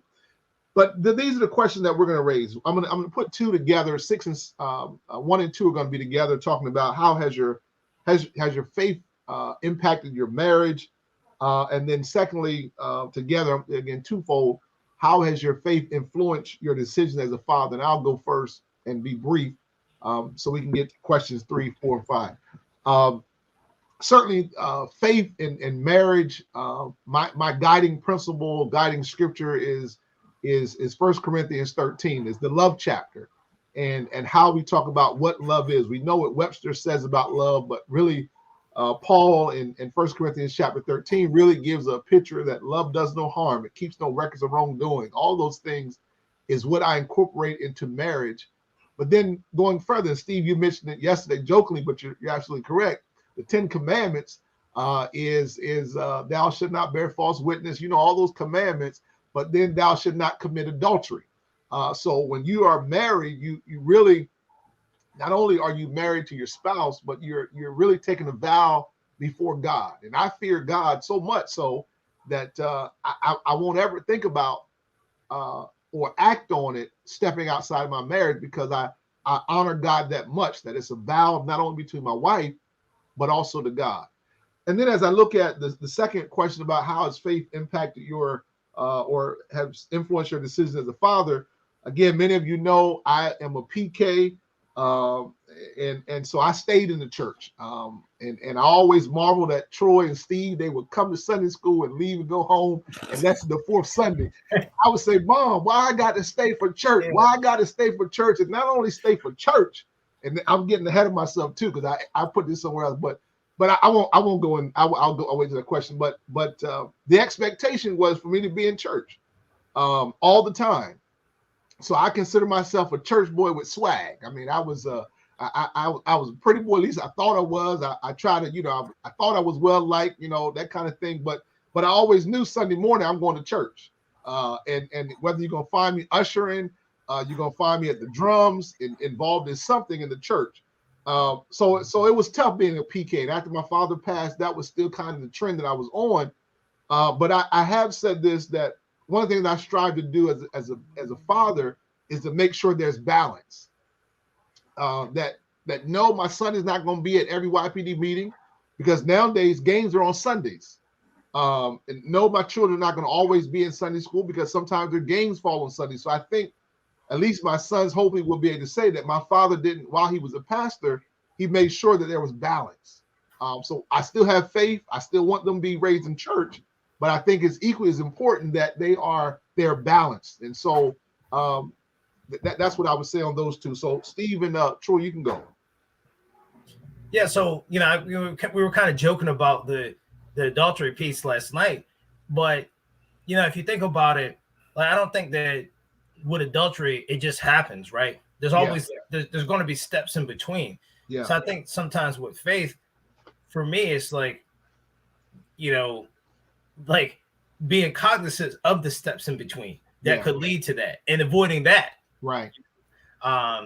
You know, you kind of just, so that's where faith has been definitely important in our marriage. Yeah.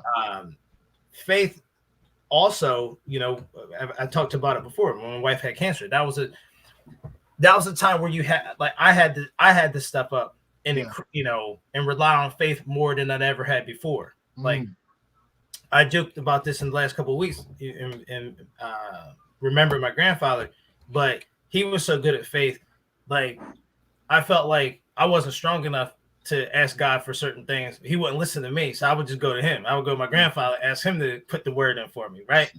So by the time my wife had cancer, my grandfather had dementia, and he no longer knew who I was, or, could communicate or anything like that. So I didn't have that anymore. So I had to dig down and find my own faith, but not for me, but for the family, for my wife, and to, be like, hey, okay, we're going to deal with it. We're just going to be good, and, like, just be strong for her so that she could deal with what she needed to be, or deal with what she needed to deal with. And so faith really was important in that moment, because, like, I had to become stronger than I was capable of being. And I couldn't have done that without, having the faith that I have. We talked about this last night. I don't go to church every Sunday. I ain't been to church in a while, but I grew up in the church, and those tenets that I was raised with still are there. Like, I still,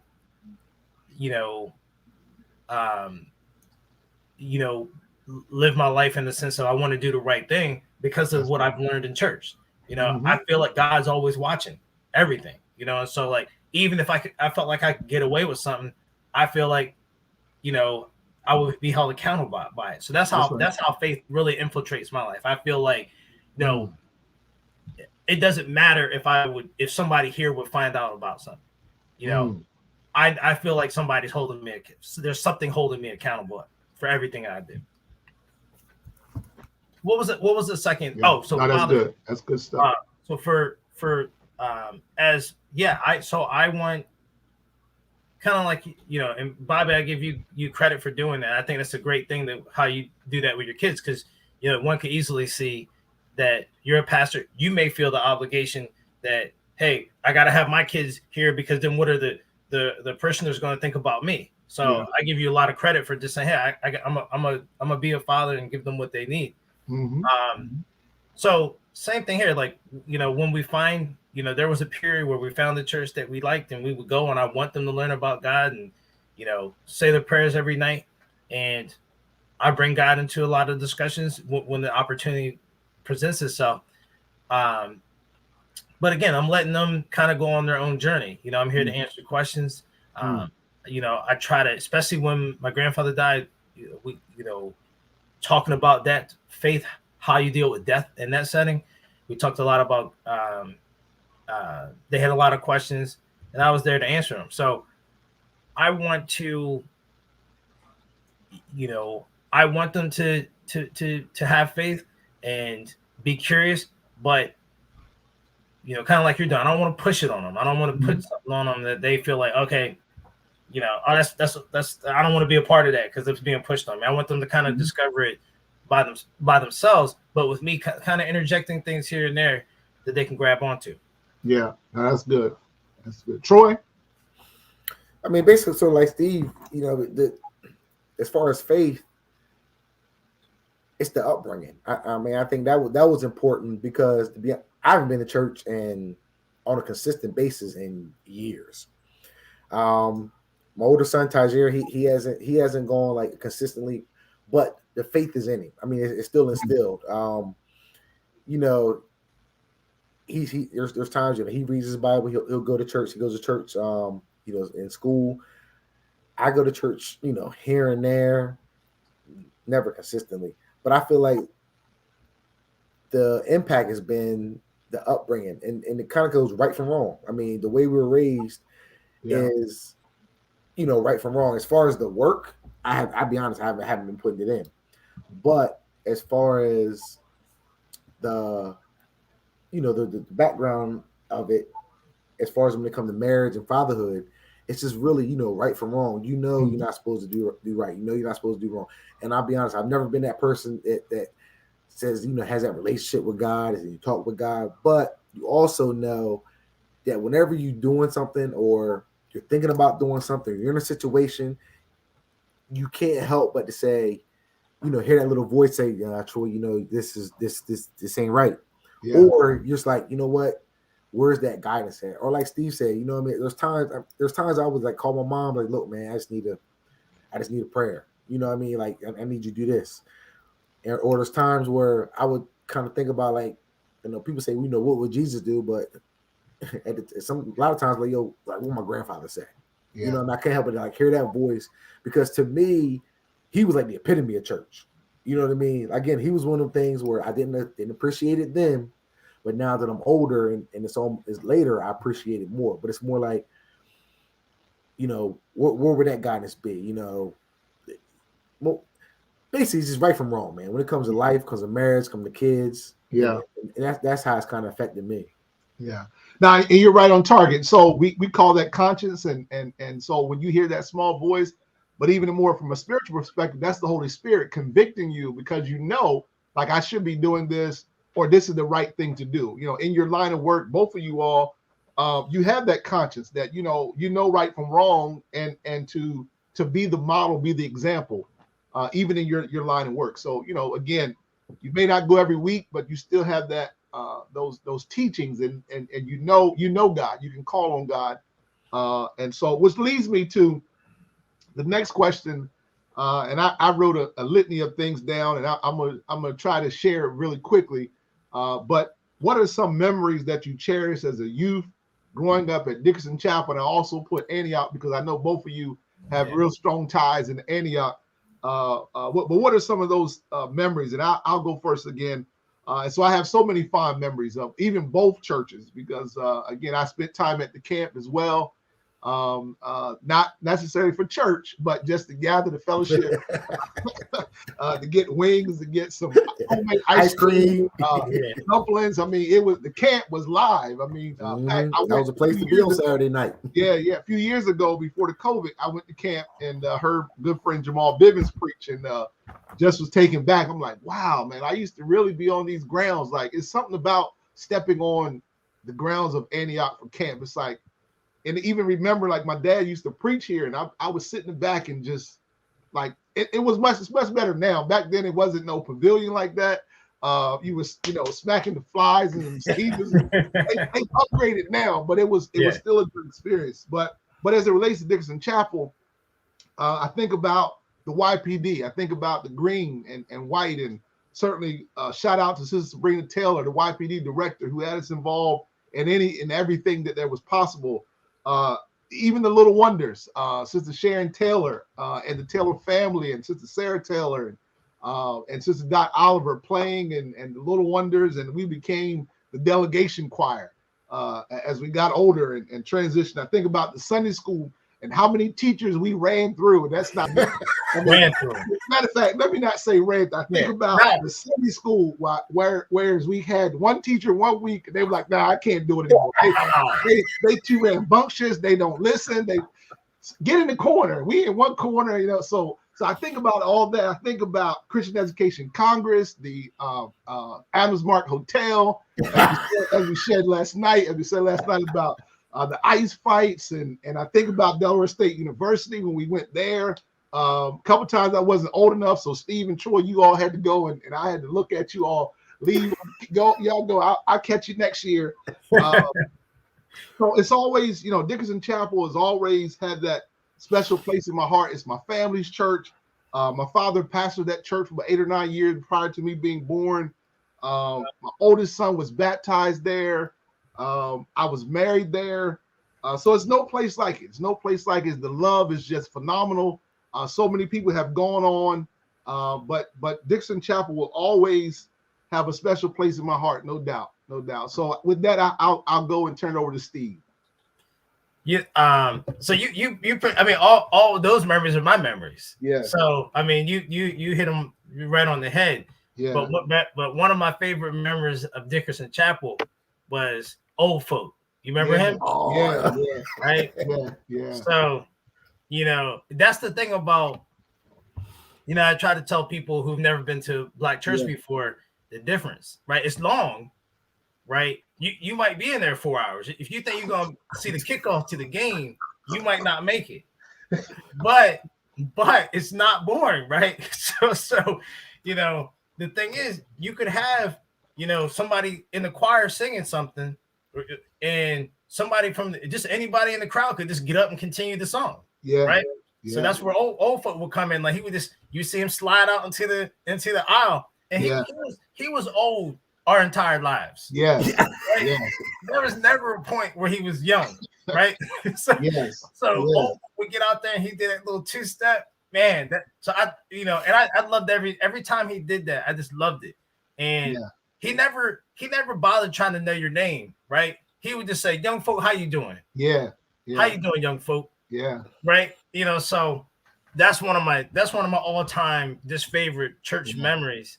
And to add to that, I don't know if you all knew. So his name is Cordelius, I think,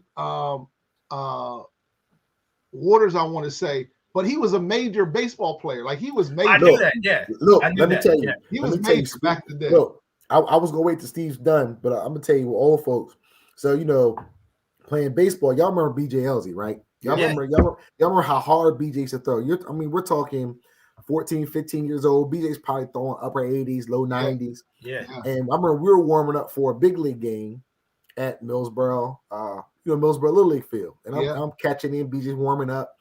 And he was like, old folks, come here, young fella. Let me tell you, you gotta web it. He's like, you gotta web it. Let me show you. Come here, young fella. Let me show you how to web it. And so he squats down, and keep in mind, like you said, see, he was always old, so we don't know how old he was. So he squats down, and BJ like kind of lobs in there and say, "No, young fella, throw it in there." I'm like, "Man, BJ, don't throw it in there, man." And look, BJ reared back, and all I kept thinking, man, he about to kill this old man. And BJ reared back and threw that thing, and he caught his That's what I'm talking about, old fella. Can't hear you, young fella. Yeah. And that's what I realized, like, yo, this man must have been, he had to be like 80, 90 years old then. If he catching 90-mile-an-hour fastballs with no equipment, no nothing, and squatting down, imagine when he was back when the Negro leagues back then. Yeah. So no doubt. So he's my all-time favorite memory. If I kick over to Antioch, and so just so the people know, like, my the Beckett family, that's where Troy and I descend from. The Beckett, the legendary Beckett family, they were Antioch, right? And so but my grandmother, she was a Taylor, and so her family, the Taylor family, they were Dickinson Chapel. So that's how that's how I would go back and forth, and it was like right down the street from my house, so it was easy. Yeah. But for Antioch, I remember Miss Noxie. Y'all remember Miss Noxie? Yeah. So, picking us up in the van. Yes. Two trips at a time. Before that, though, she had this a coupe Buick, and the coupe Buick, I swear, it'd be 15 kids in that car. Yeah. No, we would go because she was friends with my grandmother, so she would I would probably be in the first group of people. We would go she would drive all over to get people. And even if we broke down, we would all be out. I remember breaking down one time with Miss Knox outside the van, changing the tire, all of that. Yeah. It was insane. It was like 15 people in the car. So by the time you got to church, you got like 15 kids piling out, right? But so those were fun memories for me. Those were just the amount of people. She'll jack you up. She'll jack you up. You don't play with Miss Noxie. You don't play.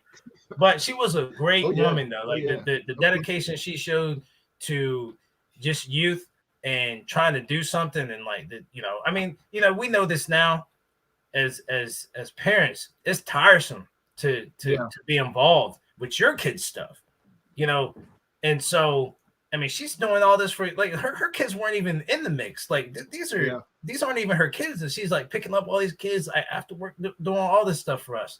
So definitely got to pay my respect to Miss Noxie, rest her soul, because she was just a tremendous woman. Absolutely. Troy? I mean, trying to touch on things you didn't touch on. I mean, first, Dickinson Chapel, I would say Marcus. You gotta give a shout out. Your brother Marcus, your Rev. Rev was Rev before he was Rev. Yeah. I mean, Bobby taking us around, trying to, find drums. Yeah. You know what I mean? During the summer, the vacation Bible study. Yeah. And see, what my kids missed out on was the playground afterwards. Yeah. You know what I mean? You went through vacation. You go wait to vacation Bible schools over, so you can go outside and get on a little merry-go-round and swing on the swings. Yeah. But between that, in the dirt and all, that I mean the Sundays after, you know what I mean, playing football in the yard afterwards, and then I can't keep Andy out, man. Steve, Reverend Price. Oh we used to sit back and get so much trouble because it was like clockwork. We could almost imitate it. He would get up there and preach. You can set your clock. He was like, "You're not gonna be long." Oh, that means 3.5 hours. Yeah. All right. I'm almost done. Another hour and a half. Shout out to Reverend Calvin O. Price. Yes, sir. I remember him, no doubt. And one thing song keeps coming on. With having the young kids, you hear all the songs now. And I kind of leave it at this, but one song keeps coming on, keeps bringing back memories and memories. But every time I hear the song "Cut It" come on the radio, I can't think about Dickinson Chapel. We sitting there and Bill in the back, "Cut it." And Steve the whole time, Steve's like, "Cut it, cut it." Yeah, no doubt. If that wasn't "Cut It," you would feel something next. Yeah. And no doubt. Now I think that's a good segue. Well, real quick though, before we go for Marcus, we gotta say, I think he was the only one that we didn't chase off. Yeah. Right? He stuck with us the longest. Like, they went through, I think we ran off 5-6 people. Yeah. So Marcus came, and then he was like, he stuck with us, and then years later he married all 3 of us. Yeah. But the crazy thing, like we were talking last night, you didn't realize at the time, like Marcus had to be like 17, 18 years old. Yeah. Like where he was at that stage in life, we were nowhere near that stage in life. Yeah. And talk about like the faith. Like Marcus is that one person I know that if I'm really like in a jam and I have no I don't know what to do, I can call Marcus, ask for some spiritual advice, and Marcus is not going to be like, "Well, did you come to church Sunday? Yeah. Ain't seen the church in a while." Like he's going to give you that advice with no judgment, no nothing. I mean, you can call Marcus. You might not talk to Marcus in a year. You can call Marcus and you can pick it up like you just talked to him yesterday. Yeah. No, that's good. So that's a good segue into the last question. I'm gonna forego the one about how important the upbringing as a child, because I think we've already touched on that. But the last question: who were persons that you looked up to in the church and the community? So I had a few in addition to the ones we already mentioned. And certainly I could not conclude this panel without giving this last kind of question and shout out to, and I probably don't tell him enough, and we've already said his name several times, but who played certainly a central role in my life as a youth, all of our lives, who really demonstrated what the father should be. And again, I probably haven't told him this recently, or maybe even at all, I'm not even sure as an adult, but definitely Bill Duffy. If you're watching, listen, you don't know how much of an impact you have had on me as a teenager, as even preteen, ever since you came on the scene. I told him, Troy, last night before y'all got to the big house on the side where Steve used to stay at, that house, and it has just been phenomenal. And not only Bill Duffy, but got to give a shout out to Miss Gloria Duffy as well, because I sat many a days at that table eating after church throughout the week. Weekends was a spot, as Steve said, almost like the Hustables. That was our opportunity to leave whatever was going on home and just come to the Duffy family and hang out with. Shout out to Marcus and Melissa as well. I know they were tired of seeing us after Sunday church service and just hogging up the bathroom, I should say. And at that time, Troy, we were all in your room. sleeping on the floor. Everywhere. We were. It was the place to be, downstairs in the living room. And so shout out to Bill and Miss Gloria, that they were really almost like my second parents, who was certainly a blessing. Then also, we want to call the names of certain. We already called Sister Sabrina Taylor, who was the YPD president. But then my godfather, Thomas Taylor, who was major. You know, he would lead us in devotion every Sunday morning, and had that clap, you know, that just made you just want to get in step, and was always so encouraging. Talk about the impact he's had in Millsboro. They named Millsboro Village Street after him, and so just amazing. And then my godmother, Theodosia Irvin, who was also just major growing up. And then of course we can't leave out, as we already said, big brother Marcus, who just, again, as we, you know, not to be redundant, but certainly was a real positive male role model in all of our lives. And again, my oldest son's godfather, father in the ministry. I entered ministry under him, and just has been a remarkable best friend and all that kind of good stuff. So we give a shout out to those names, and I just feel so blessed to have them in my lives. Again, we don't tell them enough, and certainly I want to give you your flowers while you can smell them now, of all the things that you've done throughout my 41 years of life. It's been great. So Troy and Steve, and then we'll kind of wrap it up. I know we've kind of held them long, but I think it's been good. And people, they can always come back and watch this either on Facebook or YouTube. But I think this was necessary for Black History Month to really celebrate those who have made a difference in our lives. So Steve and then Troy. Yeah, I mean, I would, you know, definitely second it. You know, all those names that you just mentioned. Tom Taylor, that was my great grandfather's brother, Shelton Taylor. So, you know, and I said this at my grandfather's funeral, like, you know, church for that generation was more than it was more than just going to church, right? I mean, you could be anything. You know, you could be, you know, whatever job you held, that was your place to come be with your family and friends. And I didn't realize this until just recently. Like, when my grandfather would go to church and be like, I don't want to go to church, it's boring, it's gonna be 3 hours, it's gonna be 3.5 hours. You know, it was like for him and his, you know, his brother's sister, where else was there to be? That was the best place to be, because like you're gonna learn about God, but I have to believe that you're going with your brothers, your sister, your family's going, your friends, the people you go to school with, everybody's going to be there. Which, and I think, you know, that's what's missing. You know, I think today is like there's not a lot of young people in church. Yes. But back then, all the young people were going to church. It's like you didn't have to worry about, oh, well, my friends are doing this, they're out doing this, because their friends are right there. Y'all sitting in church together playing. So yeah, definitely my grandfather, grandparents. Big, you know, faith role models for me. But like you said, you know, Bill and Gloria Duffy, you know, like they were definitely, you know, second parents to me. I was over, if I wasn't at, you know, at one period, if I wasn't at my house, I was over Troy's house, you know, especially when they moved to the big house. We keep calling it the big house, right? That's when I think it really became the Huxtables at that point. When they moved to the big house, we were all over there. And, you know, they were just so giving with their time. Yeah. I think that's the lesson I learned. They're just so, when we talked about this with Bill earlier, like, it wasn't like you didn't see Bill like off at, I don't know, the bowling alley, you know, somewhere else. Like, every memory I have of Bill and Gloria Duffy is with us, doing stuff with us or for us. Yeah. Helping kids. So those are definitely, you know, and obviously Marcus, you know, spending his time as a young man dealing with us, you know, driving us around, you know, to be honest, all we were trying to do was have fun. Yeah. Right. We were going on all these, like, we're going to Adams Mark in Philly.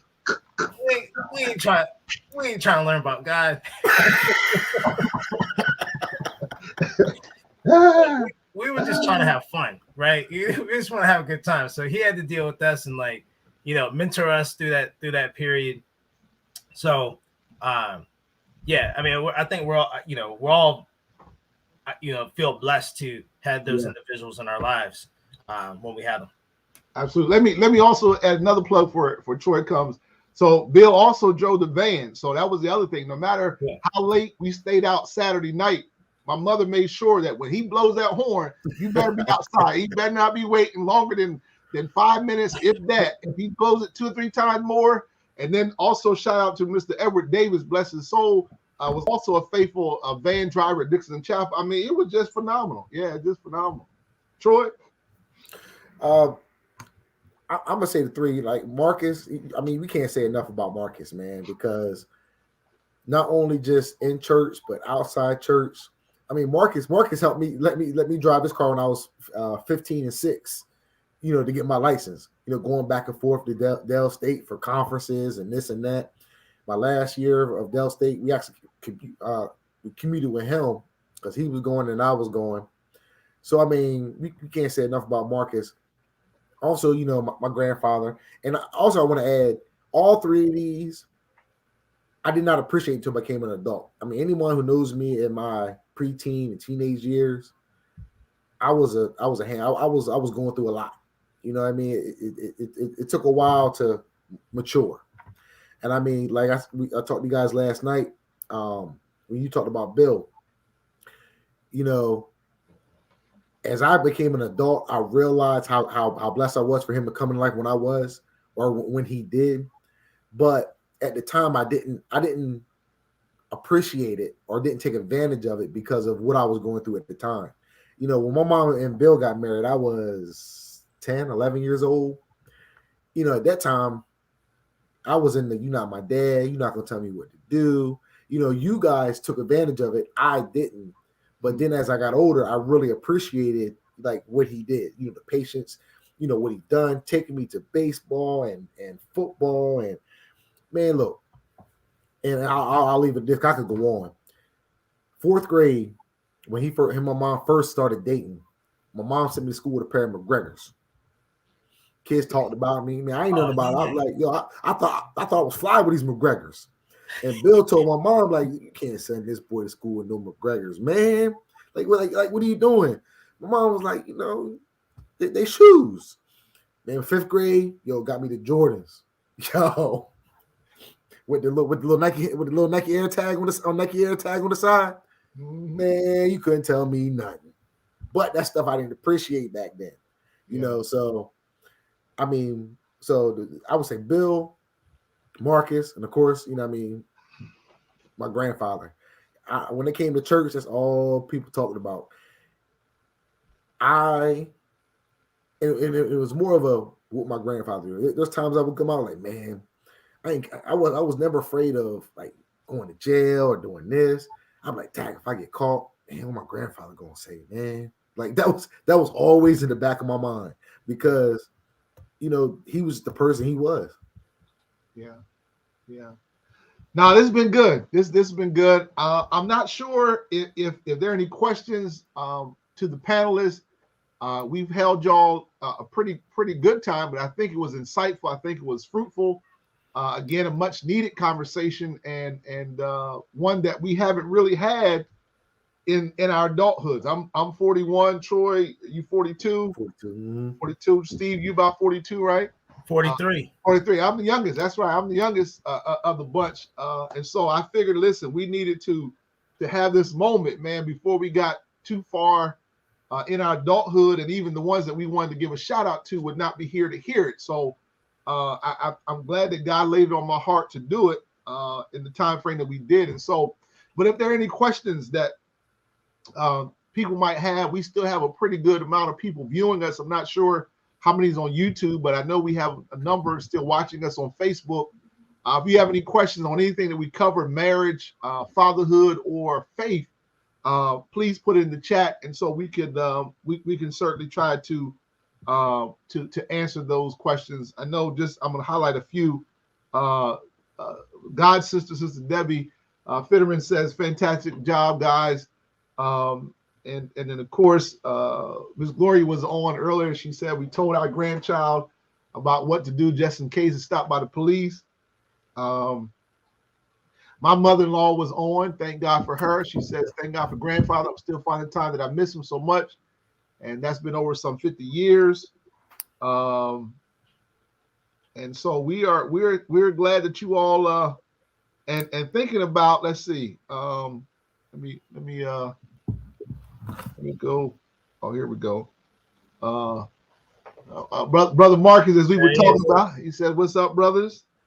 And of course, he even gives us some kudos and comes back and says, "Love these brothers, extremely proud of them." So we appreciate your all that you do. And then of course, my sister says your mother Charlotte is watching. So mother doesn't have the capability. So thank God for my sister who's making sure my mother is tuning in. And so, but yeah. So are there any questions at all that you might have?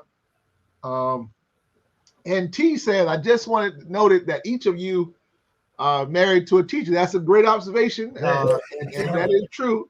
That is true. My wife, she's third grade teacher. Troy, what grade T teaches?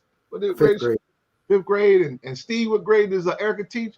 First grade. So all elementary school. All elementary, yeah. Yeah, no, it's good stuff. Brother-in-law Piper is on, and Cy says, "Hey, Uncle Bobby." It's Cy. All right, good to see you, Cy. And someone from this must be Melissa. That's Marcus? Oh, that's Marcus. Okay. Mm-hmm. All right. Shout out to little brother Marcus. He was always, we took up some of his space too. So we shout out to little brother Marcus, man. I tell you, he was a trooper. We took his bed. Yeah, I know, right? Took his bed. Sister Erica, she said we have patience, the patience of saints. I tell you, that's it. You right, no denying that whatsoever. And then of course, Miss Gloria, as we gave recognition to both Bill and Miss Gloria, thank you all for what you do. She says, I'm proud of you all, and we love you, Miss Gloria. Brother Bill, again, don't tell you enough, but certainly want to make this known today. Brother Benji, who his son is just graduated this past year, and now he is one of the coaches on West Virginia State University. So he's going down the track that Tygier wants to go in, and they're members of Bethel Church, Brother Benji and Sister Jackie, and he had a phenomenal career. BJ, I thought he probably should have been in the league. He was good. He was good, but nonetheless, he had a great career. And he is now coaching in West Virginia State University. Another comments, another member of Bethel Church. Great discussion. Thank you, Sister Marie. My cousin, Sister Dijon, Christian Dijon, Justice, fruitful discussion. Great sharing, gentlemen. Continue to pour in the generations that are behind you. Absolutely. And so we're grateful again that you all hung in there with us. I know it was a little long, but listen, just think of it as a movie. And when you go to the movie theater, you at least spend 2 hours sitting down at the movie. So now you spent 2 hours with us. We're grateful for each and every one of you. And we pray that this has been another one of our members said it's been an excellent presentation. Jasmine says she gives us some kudos, and so my wife says amazing jobs to our husbands. All right, and thank you, honey. And so, but we're grateful. We are all the better because of those who we decide to marry. That's no mistake about that. So listen, we thank you for your patience tonight. Again, you can view this on the Bethel website or Bethel Facebook page or YouTube. You can share it, comment as you see fit. Chris Roberts also said, great job. I think that's cousin Chris. Cousin Chris. Right, yeah, all right. Great job. And then my wife comes back and said, I guess we can keep y'all. I look like we passed the test. Too late now. Right. We've been in it for a minute. My mother-in-law said truly enjoyed this. And so again, we thank you for your patience. We pray God's blessing upon you. And again, if you ever have now we're in this virtual space for anyone that's watching or will watch in the days to come. be sure to tune in sometimes if you're not too busy. We Facebook Live every Sunday from 10:30, usually only for an hour because we're in COVID right now.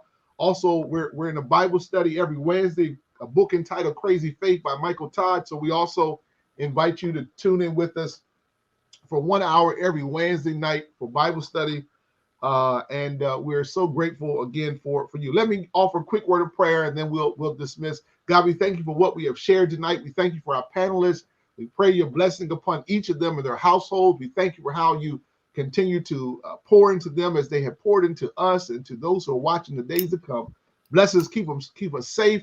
We thank you for those persons that we called tonight, those who are still living legends, those who have gone on to receive their reward. And we thank God for their descendants, their families. And now, God, be with us all, protect us, and keep us. In Jesus' name we do pray. Amen. Amen. All right. It's been real. Y'all brothers hang tight. I'm going to close out the live and we'll recap. But other than that, we're gonna dismiss and we're going to dismiss and we're going to go out and we hope and pray again you have indeed enjoyed it. God bless you all, and we will see you soon.